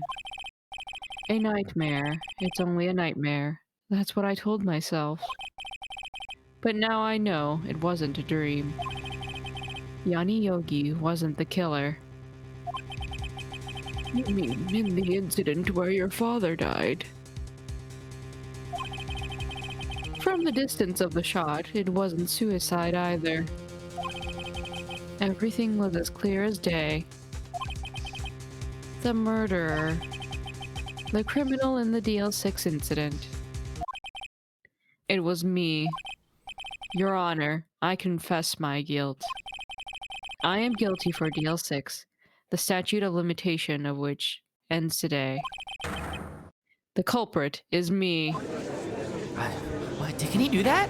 Did he just declare himself guilty? Did he just confess to a murder? I wasn't even alive 15 years ago. Order! This is certainly unexpected. The defendant, declared innocent, is confessing to a different crime. A crime for which the statute of limitations runs out today. I'm not really sure how I should deal with this. Bah. It's obvious. We hold a trial right here, right now. We try this man for his crime of 15 years ago. Oh, try wow. right away, huh? Two for. I think I would like to take a 5-minute recess. I think everybody here would like to take one. During this time, I will consider the appropriate course of action to take. Court is adjourned. December 28th, 2:24 p.m. District Court, Defendant Lobby, number 2. I'm sorry, right? I've just wasted all your effort. Oh, Mr. Edgeworth, I just don't believe it, sir. I mean, you kill your dad. I didn't want to believe it myself, Detective. But it's the truth. I deserve to be punished. Murder is murder, no matter what the circumstances. This is crazy! Just crazy! Nick, what are you doing? Huh? Oh, I was just reading through the court record once more. I'm getting my case ready. Your case for what? Huh? Isn't that obvious? I'm going to prove that Miles Edgeworth is innocent. Well, what are you talking about, pal? He just admitted to it. He confessed that he did it in court. I'm sorry, Edgeworth, but I don't believe your nightmare. What? It's just a dream. It's not real. The truth is right here in this court record. In any case, tighten your belts. The real fight is just beginning. I'll prove you're innocent. Trust me. Right. But I confessed. December 28th, 2:30 p.m. District Court, courtroom number 3. Now then, I would like to resume our trial. This is Judge, crazy. Miles Edgeworth has admitted to his own guilt. He has confessed his crime. Let us begin by hearing his testimony. Then, though pointless, let the defense do their cross-examining. The statute of limitations on the DL6 incident runs out today. Though it's unconventional for me, I'd like to run this one by the book. I see.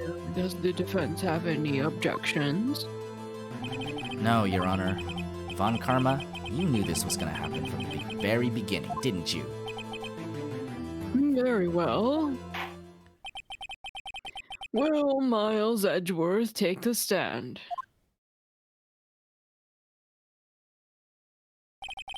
Will the witness state his name and profession?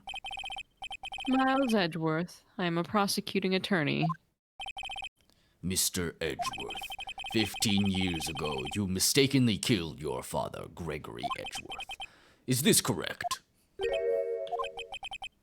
It is correct. Then testify about this matter to the court. When Edgeworth was telling me about his dream yesterday, I noticed something. One detail didn't quite fit. That will be the key, but only if I can get it to work. What do we have in our evidence? Let's see. Do, do, do, do,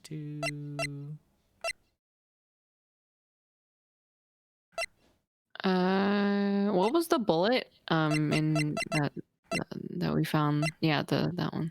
Still bears clear ballistic markings. True. Photograph of the scene of the murder. Let's see. No clues found in the Time. scene. Trapped in elevator, returning for a lost child with son. Miles Edgeworth, age 9. The murder weapon was fired twice. Hmm. Okay. Mm-hmm. Please. Please. Witness testimony! Witness! That day, I had gone to the courtroom to observe one of my father's trials. As we went to leave, an earthquake struck, trapping us in the elevator. My father and Mr. Yogi lost their composure and began to argue. Just then, something heavy fell at my feet. I picked it up and threw it at Mr. Yogi. I wanted them to stop fighting. A moment later, there was a single gunshot, then a scream. It was a terrible scream. I remember it to this day. That's all. And until now, you thought this memory was a dream? We were stuck in that elevator for 5 hours. The oxygen in the elevator ran out, and I lost my memory of the events. Ah, the same claim Mr. Yogi has made. Very well. Mr. Wright, your cross-examination, please. Yes, Your Honor. Cross-examination.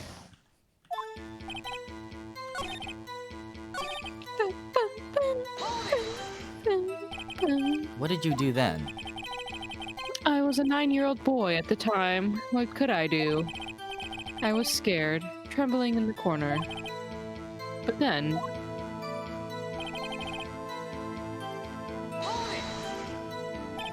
What was it? a pistol. I assume it was the bailiff, Yanni Yogi's. The safety must have come off when it fell from his holster. And you picked it up. What happened next? Did you know it was a pistol when you threw it? I think I knew. I knew it was dangerous. But the air was getting so thick, I panicked. So, you're saying that you threw the pistol at Mr. Yogi? I was in a daze.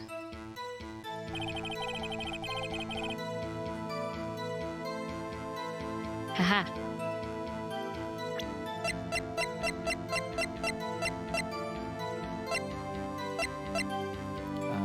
Check.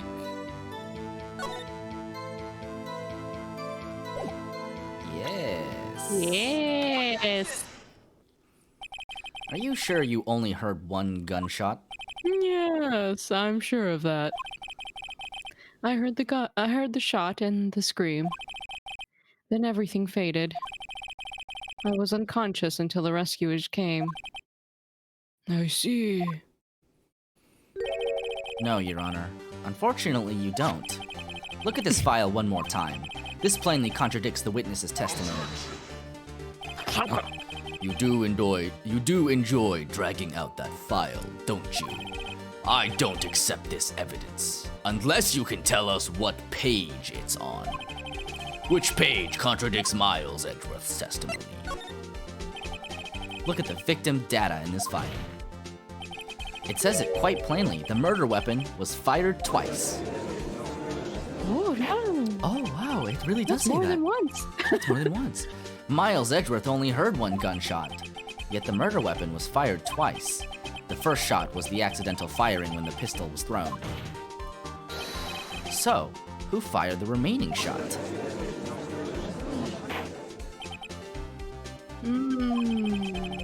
Was there perhaps another shooter who fired that second shot? Your Honor, as I'm sure you're aware, this incident occurred 15 years ago. The evidence is dated. The pistol did fire twice. However, we do not know when that second shot was fired. It might have been fired the day before the incident. There is no proof that the second shot had anything to do with this incident. What? I see. You do have a point, Mr. Wright. The murder weapon was fired twice, as we have heard.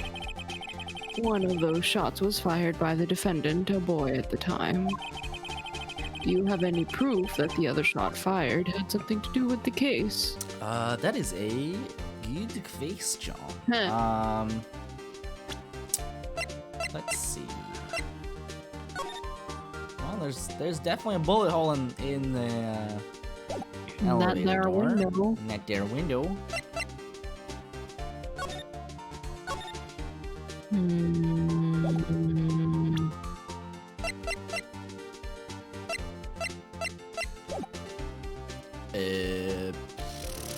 Maybe? Maybe. Your Honor, I think I will be able to show you proof. Maybe. What? Impossible! No, Mr. Von Karma. Save your surprise for after you've seen this maybe evidence. Very well, Mr. Wright. Show us your proof. Do you have evidence that the second firing of the pistol is related to this incident? Oh, hang on.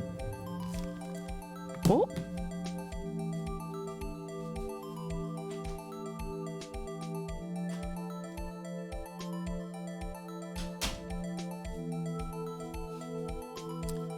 I thought I heard the kitty at the door. It was not. Kitty. Look at this. Look at this photograph. Here we go. This joke will never get old. This is a photograph of the scene of the crime 15 years ago. I can see that the victim lying there is Gregory Edgeworth. This proves the murder weapon was fired twice at the time of the incident. This photo proves it. So, let me get this straight. This photo proves 2 shots were fired? Where? Your Honor, please. Please get a clue. Show the judge the contradiction in the photo. Wow, you see, it's right up here. Take that! As should be obvious, the contradiction is here. I see a bullet hole in the door. Your Honor, Gregory Edgeworth was killed by a shot from the pistol. Yet, there is also a bullet hole in the elevator door. We also know that the murder weapon was fired twice. Thus, someone other than Edgeworth fired that second shot.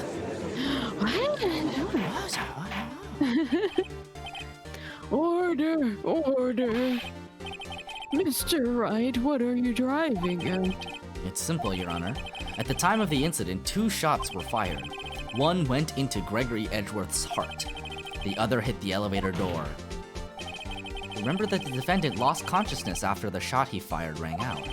In conclusion, we must agree that the second shot was fired by someone else. Mr. Wright, but who could that someone else be? The murderer, of course. I knew I should have stepped in before your wild fantasies got out of hand. Mr. Wright, look once more at the DL6 incident case file. Look closely. Try the case summary page. Case summary, that's on page 1. Look what is written there. Not a single clue was found on the scene. If the pistol had indeed been fired 2 times, then the other bullet would have been discovered on the scene. He does have a point. That second bullet has never been found. Why? Because the second bullet does not exist. The bullet that claimed Gregory Edgeworth's life was the one fired by his own son. That is the truth of this matter. The whole truth. It was undoubtedly something else that made that bullet hole in the door. I mean, Order, I will have order. Mr. Wright has proven one thing to us quite clearly. That the murder weapon was fired twice at the time of the incident. However, as Mr. Von Karma says, the second bullet fired was not found. It is highly unlikely that the police merely overlooked the second bullet. So all we have is this single bullet fired. I'm afraid I have to discount the defense's claim. Tisk, tisk, tisk. I praise the judge for his wisdom in this matter. How did this happen? I don't believe that the second bullet didn't exist. Was I wrong? Have I been wrong about this whole incident? What are you doing, Nick? Why aren't you raising an objection? I'm sorry, Maya. What? It looks like I was wrong. Nick? If the second bullet wasn't there, then all my conjectures are for nothing. No. But you said you'd do it, Nick. You said you'd get Edgeworth declared innocent. I'm sorry. It's just, when I saw the photograph, I thought that 2 shots had been fired. I was so certain of it. I thought I'd won. I thought there was another person, someone else who fired the killing shot. But now, I was wrong to think it could be that simple. This case has stood unsolved for 15 years. Nick? Well, it seems that we have finally cleared up this incident. Only one bullet was found at the scene of the crime. That shot was fired by Miles Edgeworth. Precisely.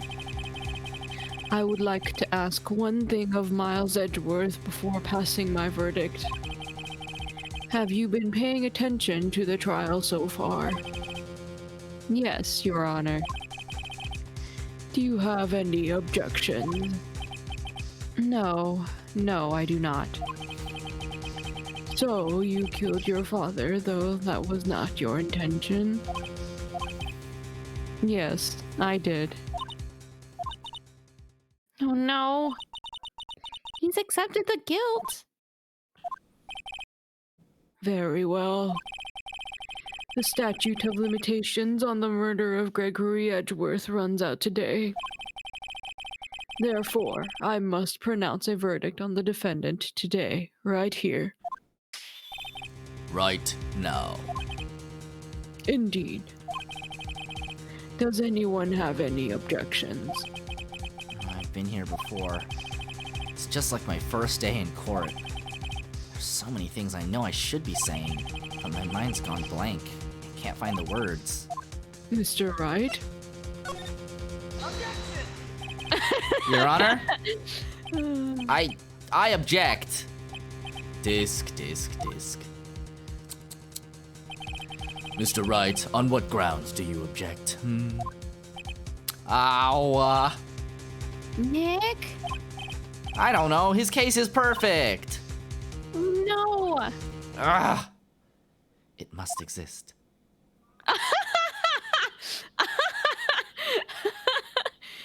The second bullet. What? What did you just say? Nothing? The second bullet must exist. But where? Someone took it. It seems waiting is not going to produce us any answers from Mr. Wright. Wait, Your Honor. Hmm. The second bullet, it, existed. What? But we've just heard proof that it did not exist. I realize that, Your Honor. I'm really grasping here. It's just someone took it from the scene of the crime.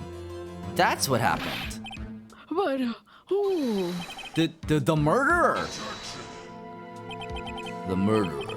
Then tell us just who is this murderer? I'm still thinking about that one. So the criminal took the second bullet. But why? Huh? First of all, how would they have found it? It's not easy to find a stray bullet, Mr. Wright. Was there some pressing need for the murderer to search for that bullet? The murderer had to find it. The murderer didn't need it.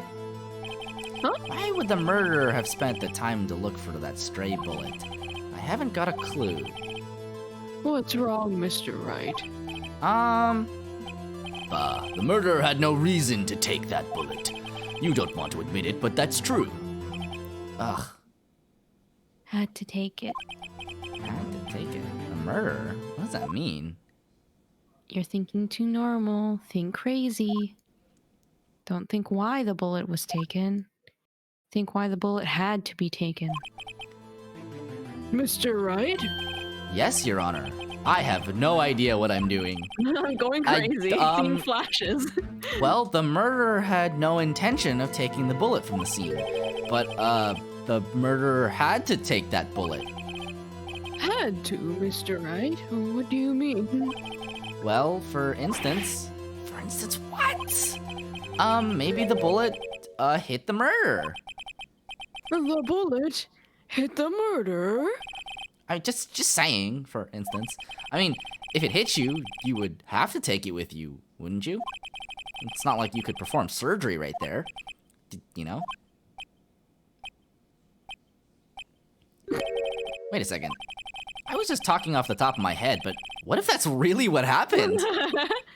Let me get this straight.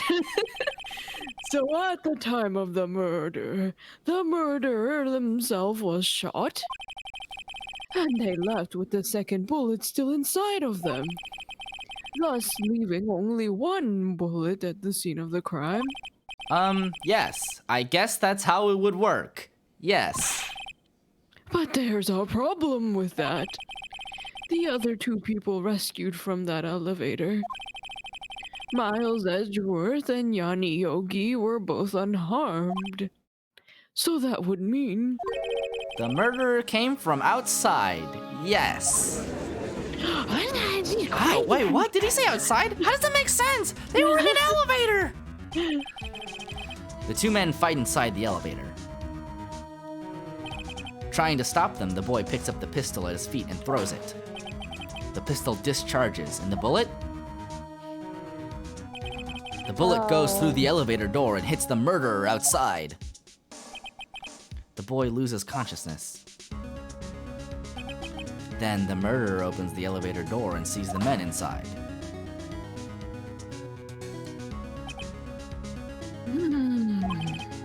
Mr. Wright, you are truly the most unpredictable defense attorney I've ever known.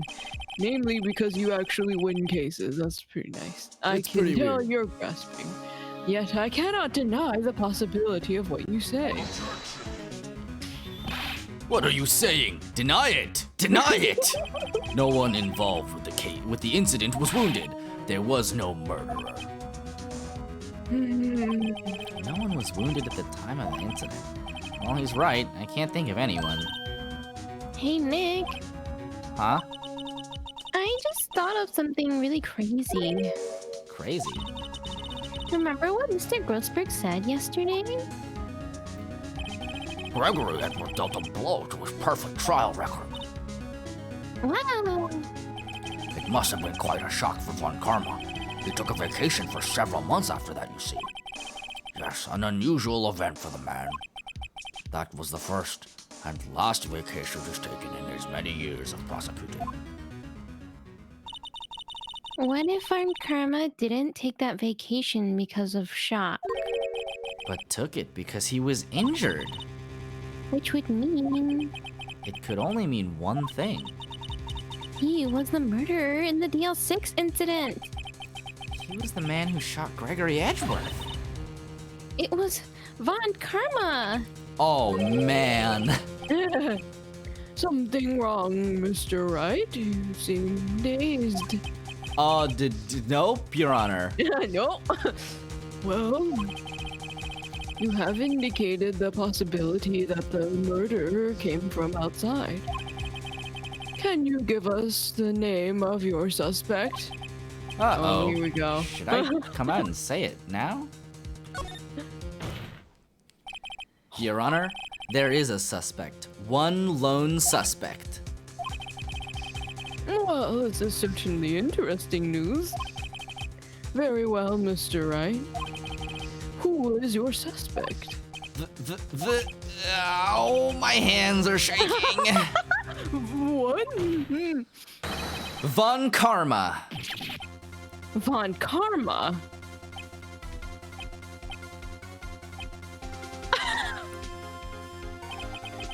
You mean the Von Karma? The prosecutor? The one standing right over there? Bah. You don't object? Huh. I see no need. Why honor this ridiculous outburst with my objection?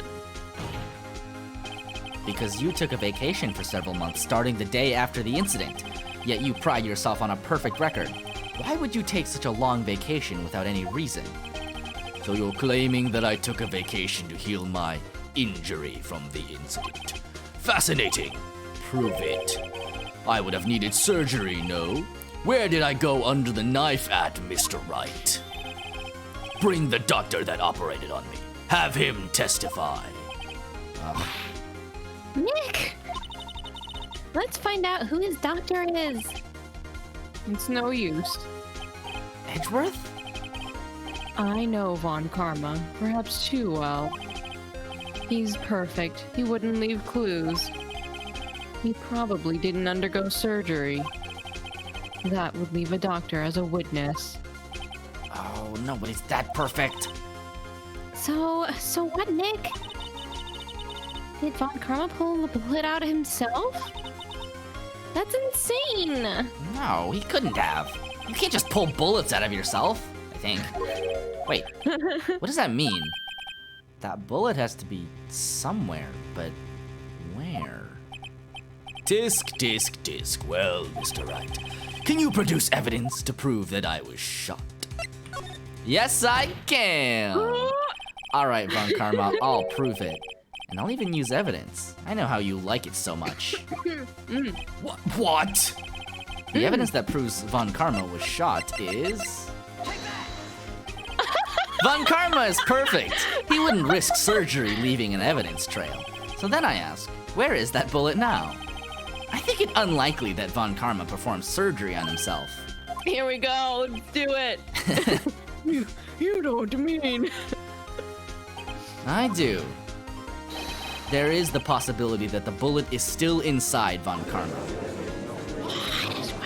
Wait, what? Inside him right now?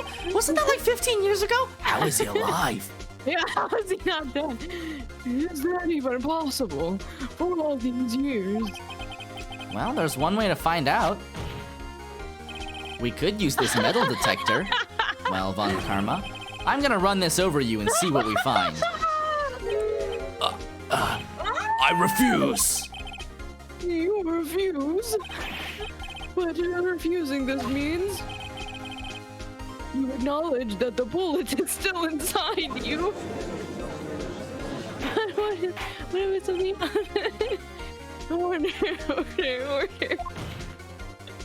Your Honor, the defense requests that we be allowed to use the metal detector.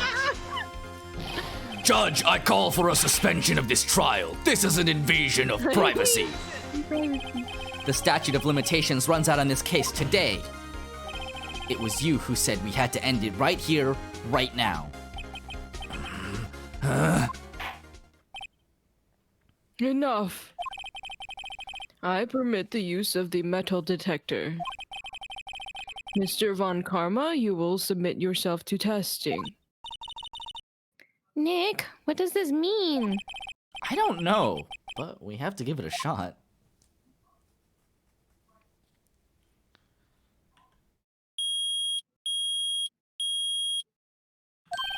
It reacted. Something's inside his right shoulder. The bullet. Mr. Von Karma? You. It was you.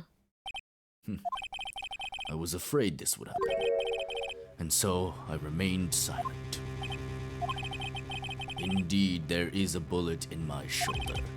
However, it has nothing to do with this incident. What? I was shot in the shoulder long before the DL6 incident. I claim that the bullet in my shoulder has no relation to DL6. But Mr. Von Karma, can you prove that?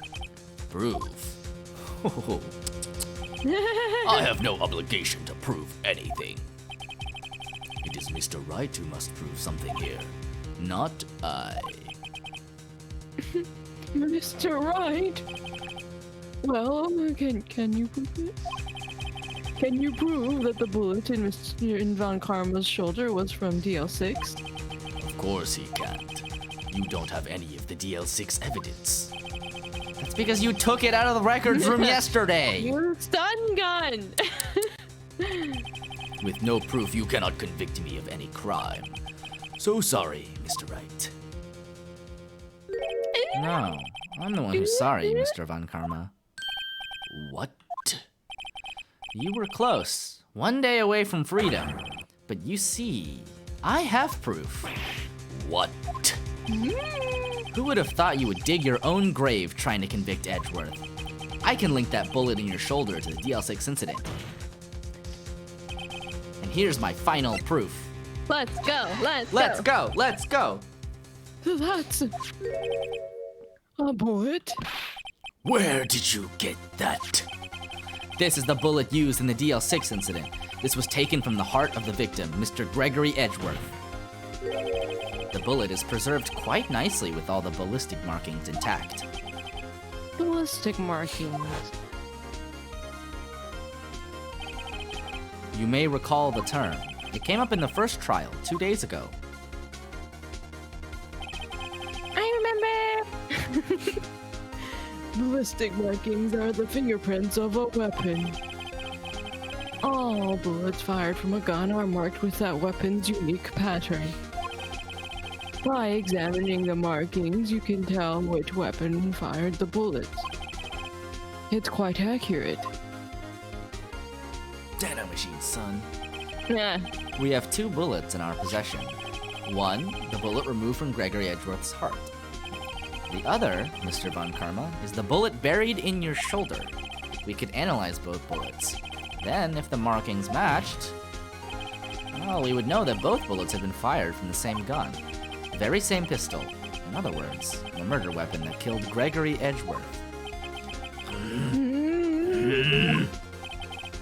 Mr. Von Karma, you will let us remove the bullet from your shoulder. Then we'll compare the ballistic markings to those on this bullet. And solve this case once and for all. Well, Mr. Von Karma?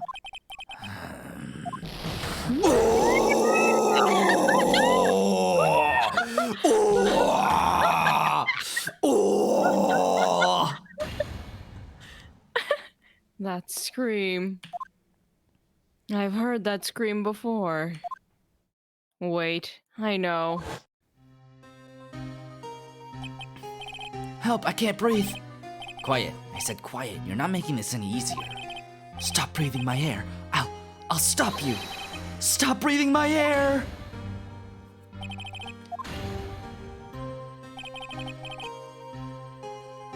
Get away from my father. Bang.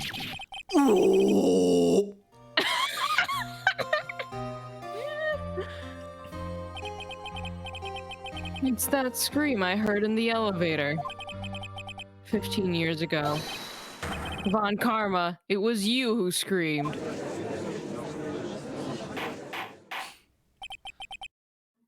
Mr. Von Karma? Edgeworth, only you would dare defy me. So, it was you. You and your father are my curse. Your father shamed me with a penalty on my record. And you left a scar on my shoulder that would never fade. I'll bury you. I'll bury you with my bare hands. Death, death. Don't do that. 15 years earlier. Chief Prosecutor, I am sorry. Von Karma, it's not like you to make this kind of error. I never would have thought that Edgeworth would be the one to catch you. I was careless. I'm sorry, but you will have to be penalized. I've covered for you in the past, but not this time. Edgeworth. Death is whimsical today. It was a shock like none I had ever known. Me? Penalized? It took hours for me to regain my composure. Suddenly, I found myself in the darkness. I was in the court records room. I must have wandered in there without thinking where I was going. The room was pitch black. The lights must have gone out. I went out into the hall and felt my way to the elevator. I pressed the button, but nothing happened. Then, there was a noise. I was in pain, a horrible burning pain in my shoulder. Just then the lights came back on. The elevator door opened before my eyes.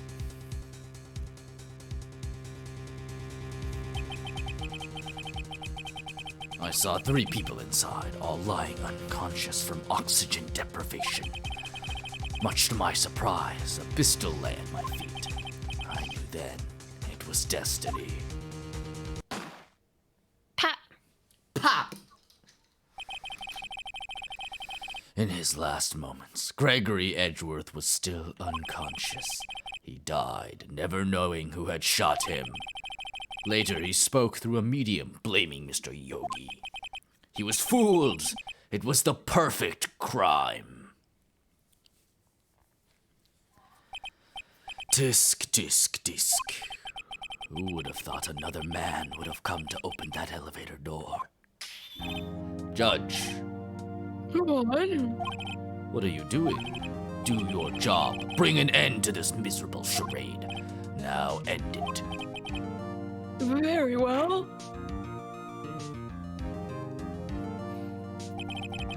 It appears that we have come a very long way to the end of this maze.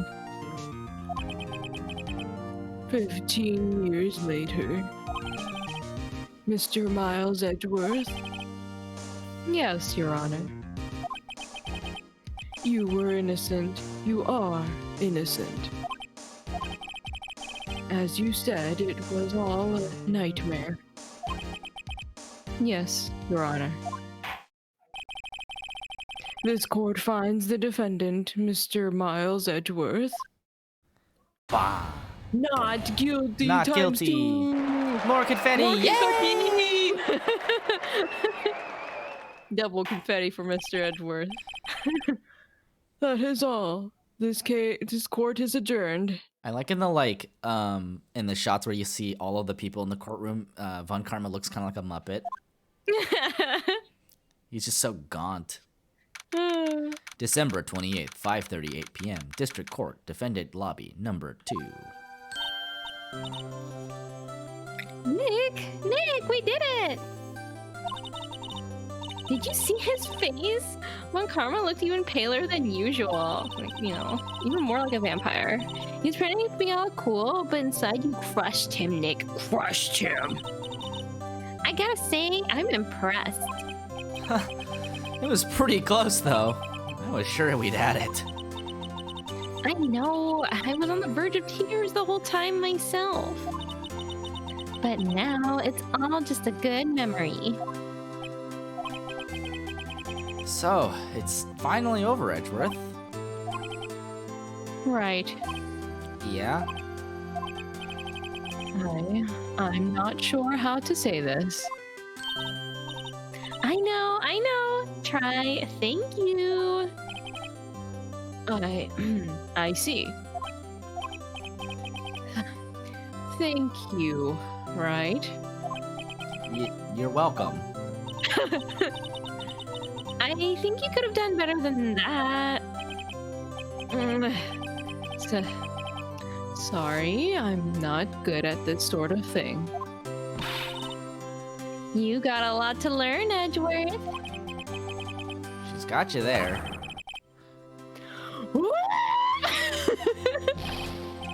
Amazing, pal. You pulled through just like I thought you would. I'll never forget this. I owe you one, pal. And tonight, let's party. Dinner's on me. Yeah, my salary went down a bit this month. But who cares? Honestly, Mr. Edgeworth, you should take a lesson from Detective Gumshoe. That's how you say thank you. I see. Ahem.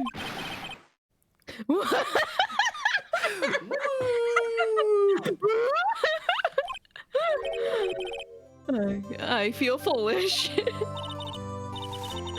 Don't worry. Take it a little at a time. You'll get used to it. It's been 15 years since I've seen Edgeworth this unguarded. Hey, y'all. Laura! Y'all were great in there. Oh, thank you. Yo, Edgeworth, congrats. Thank y'all very much. I knew you were innocent from the start, of course. Just look at you.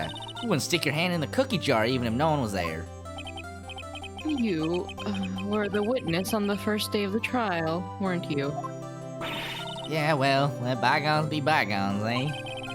Speaking of which, what are you doing now, Lotta? Oh, me? I went back to college. I gave up trying to be an investigative photographer pretty quick. Really? That's too bad. Eh? Huh?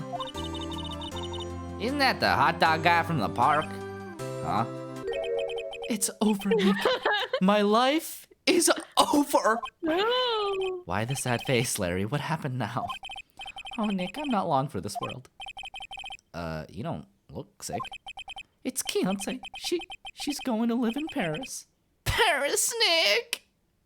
She's gonna fucking die, man! She's leaving me behind. Well, I should have seen that coming. Yo, Edgy, there you are. Yes, here I am. Congrats, Edgy. Here, a little gift from me in celebration. Celebration? That's unusual for you. Harry Buds, you come along tonight too. My treat, pal. Huh? Thanks. Looking forward to it. Yo, Nick. That's the suit that questioned me. When he says treat, that's not police talk for prison food, right? Maybe. I think you'll be fine, Larry. Right. Yeah? What's up? That envelope that Larry gave me. It's got money in it. Well, yeah. That's not that strange. People give money away to celebrate sometimes. It's $38, right?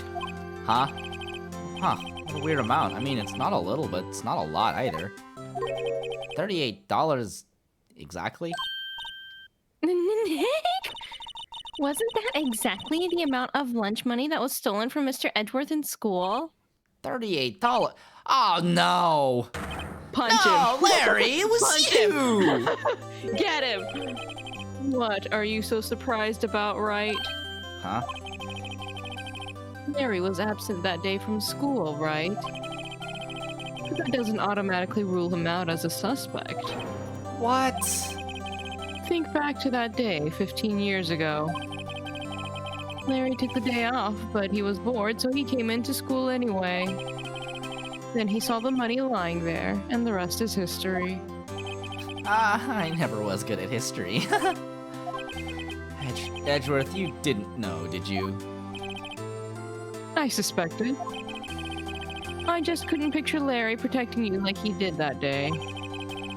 Everyone else was saying you did it. The whole class was against you, remember? Yeah, too well. Right, you may not know this, but we used to have a saying back in school. When something smells, it's usually the butts. I know. Really, right? I'm surprised you didn't figure it out. Please, a fourth grader could have figured this out. For someone who claims to have forgotten the whole thing, you remember it in vivid detail, Edgeworth. Well, this sure is an unexpected turn of events, huh? Edgeworth. You should have told me. I would have never spoken to Larry again. Now, Nick, it was 15 years ago. Don't you think the statute of limitations has run out, Mr. Edgeworth? I'd say so, yes. There you have it. Oh, where does that leave me? I became a defense attorney because of what you two did. You did this to me. Well, you have always been something of an insufferable emotionalist. Yep, and you get worked up too easily, too. Death. The death sentence for the both of you. Man, if only I had known I'd have become a prosecutor. Oh, Lara, you'd be so far in jail right now. The same goes for me, only the other way around. For the longest time, I thought that I might have killed my own father. I thought I might be a criminal. I became a prosecutor in part to punish myself. If I had known the truth, I might have become a defense attorney after all. Edgeworth. Want to switch, right? Hey, yo, line up. I'll take a photo. Hey, photo time. Let's go. And after that, dinner on me.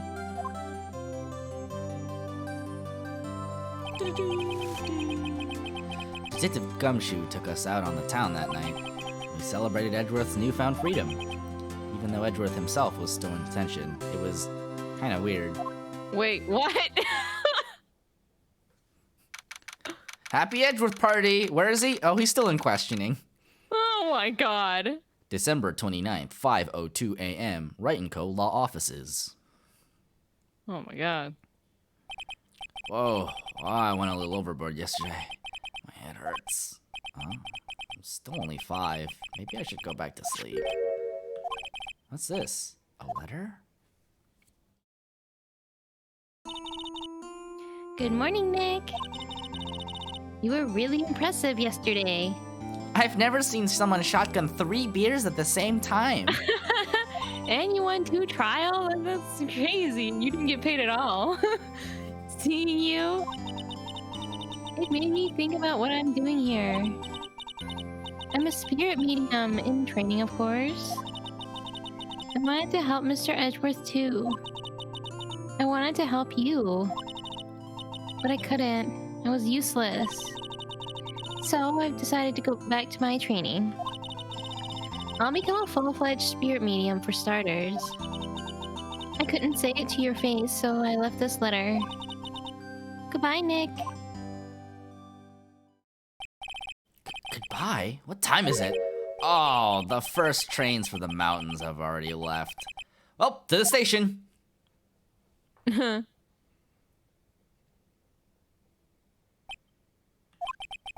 I guess I'm too late. Hey! Nick! Maya.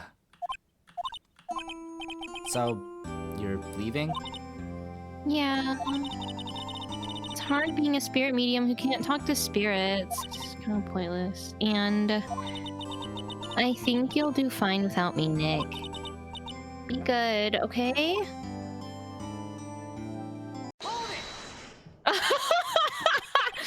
Wait! What?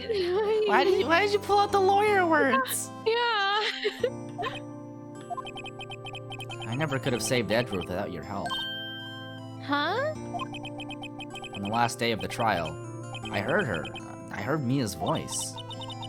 You heard my sister? Yeah, I mean, only her voice, but still. It was at the very end when I thought we'd lost everything. Well, that's my sister for you. Detective Gumshoe helped, and Mr. Grossberg, and even Larry. I'm the only one who couldn't help. I was useless, Nick. But you were the one who stopped Von Karma, Maya. Huh?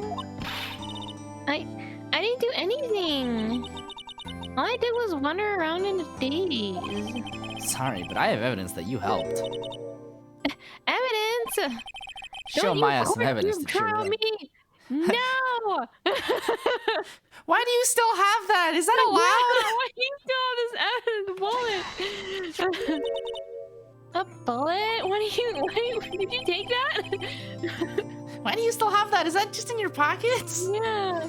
Von Karma was convinced he had taken all the evidence pertaining to DL6. But you were the one who rescued the last piece of evidence we needed. This was the bullet that put an end to Von Karma. And you were the one who gave it to me. Nick. Thanks, Maya.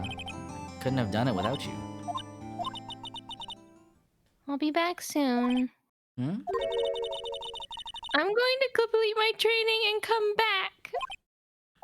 Okay. Well, I'll be waiting. Oh. Of course you will. You can't run that office by yourself. You're hopeless. I don't know about that. I do. I've seen it with my own eyes. So, this is it. See you soon, Maya. Oh, the music. Aw. Oh. Little CG. Thanks, Nick.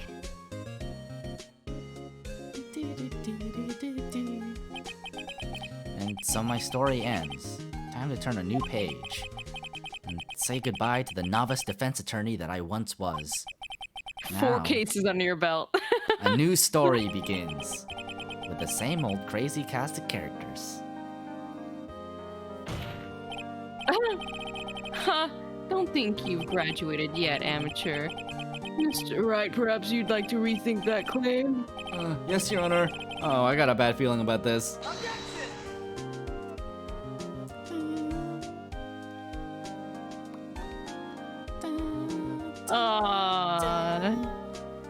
Wait, did they not have the 5th case, or they just gonna roll credits? I don't know. I don't know. Hey, pal, Mr. Edgeworth came down to the precinct to wish me a happy new year. Talk about pleasant surprise. Detective Gumshoe then hung his head at low and went right back outside. Kinda like he was embarrassed or something. Strange, huh?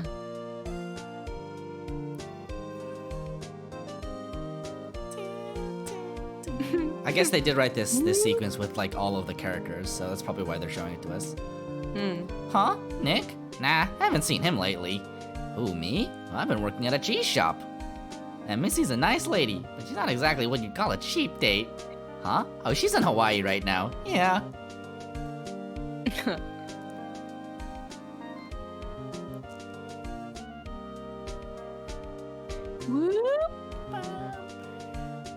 Oh. Oh, right. Yeah, I remember him. I hear he's been busy lately. You know, not to ring my own bell, but I sort of taught him everything he knows. I'm sure he's grateful. Very. Very.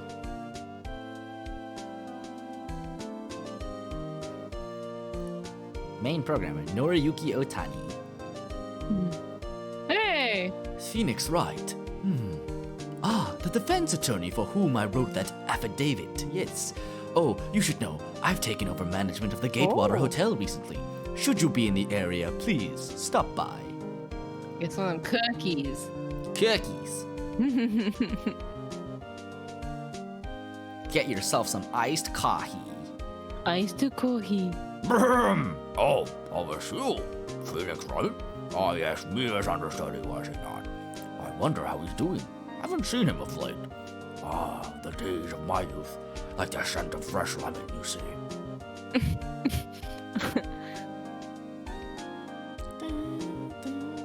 Thank you, Masakazu Sugimori, for some legendary music. Legendary. Legendary. Phoenix Wright. Is he an actor? Well, I'm not buying it. You can't be a star without a name like Phoenix. Oh, did you know that they're finally putting some everything these days? How am I supposed to keep it all straight?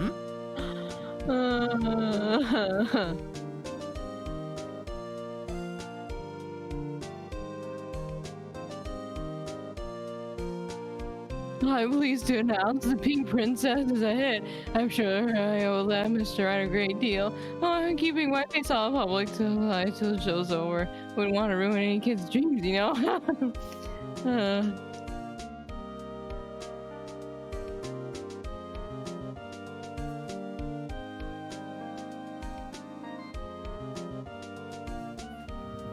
Oh, I got a letter from Maya the other day. Sounds like she caught a cold standing under a waterfall. Wanted to visit, but I didn't have time, so I sent her some Pink Princess trading cards. She says she can't buy them where she is. What kind of place is she living at anyway?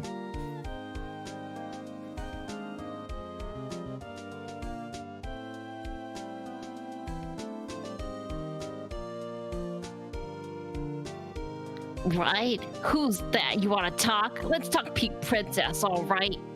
But, you know, I snuck into the studio the other day, and I saw her, the one inside the Pink Princess suit. Ugh, what a dog. It was kind of a shock for a boy of my tender age.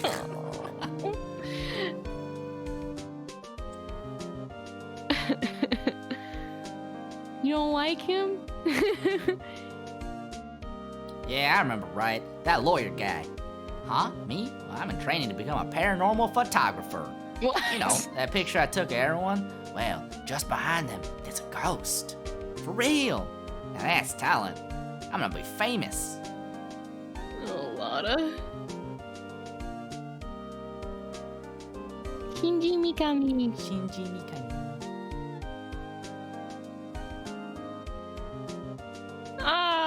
Oh, cute. Confetti. Confetti. And a ghost.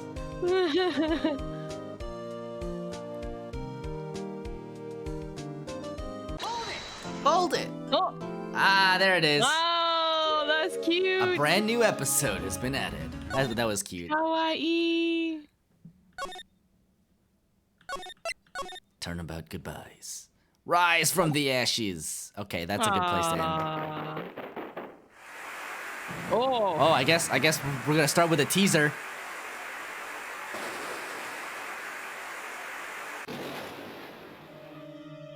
Whoa. Wow, look at these at the graphics. animation. And then and then Bad Apple starts playing. Dun, dun, dun, dun, dun, dun, dun.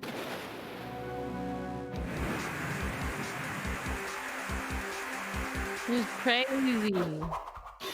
Oh my god, there's so much animation.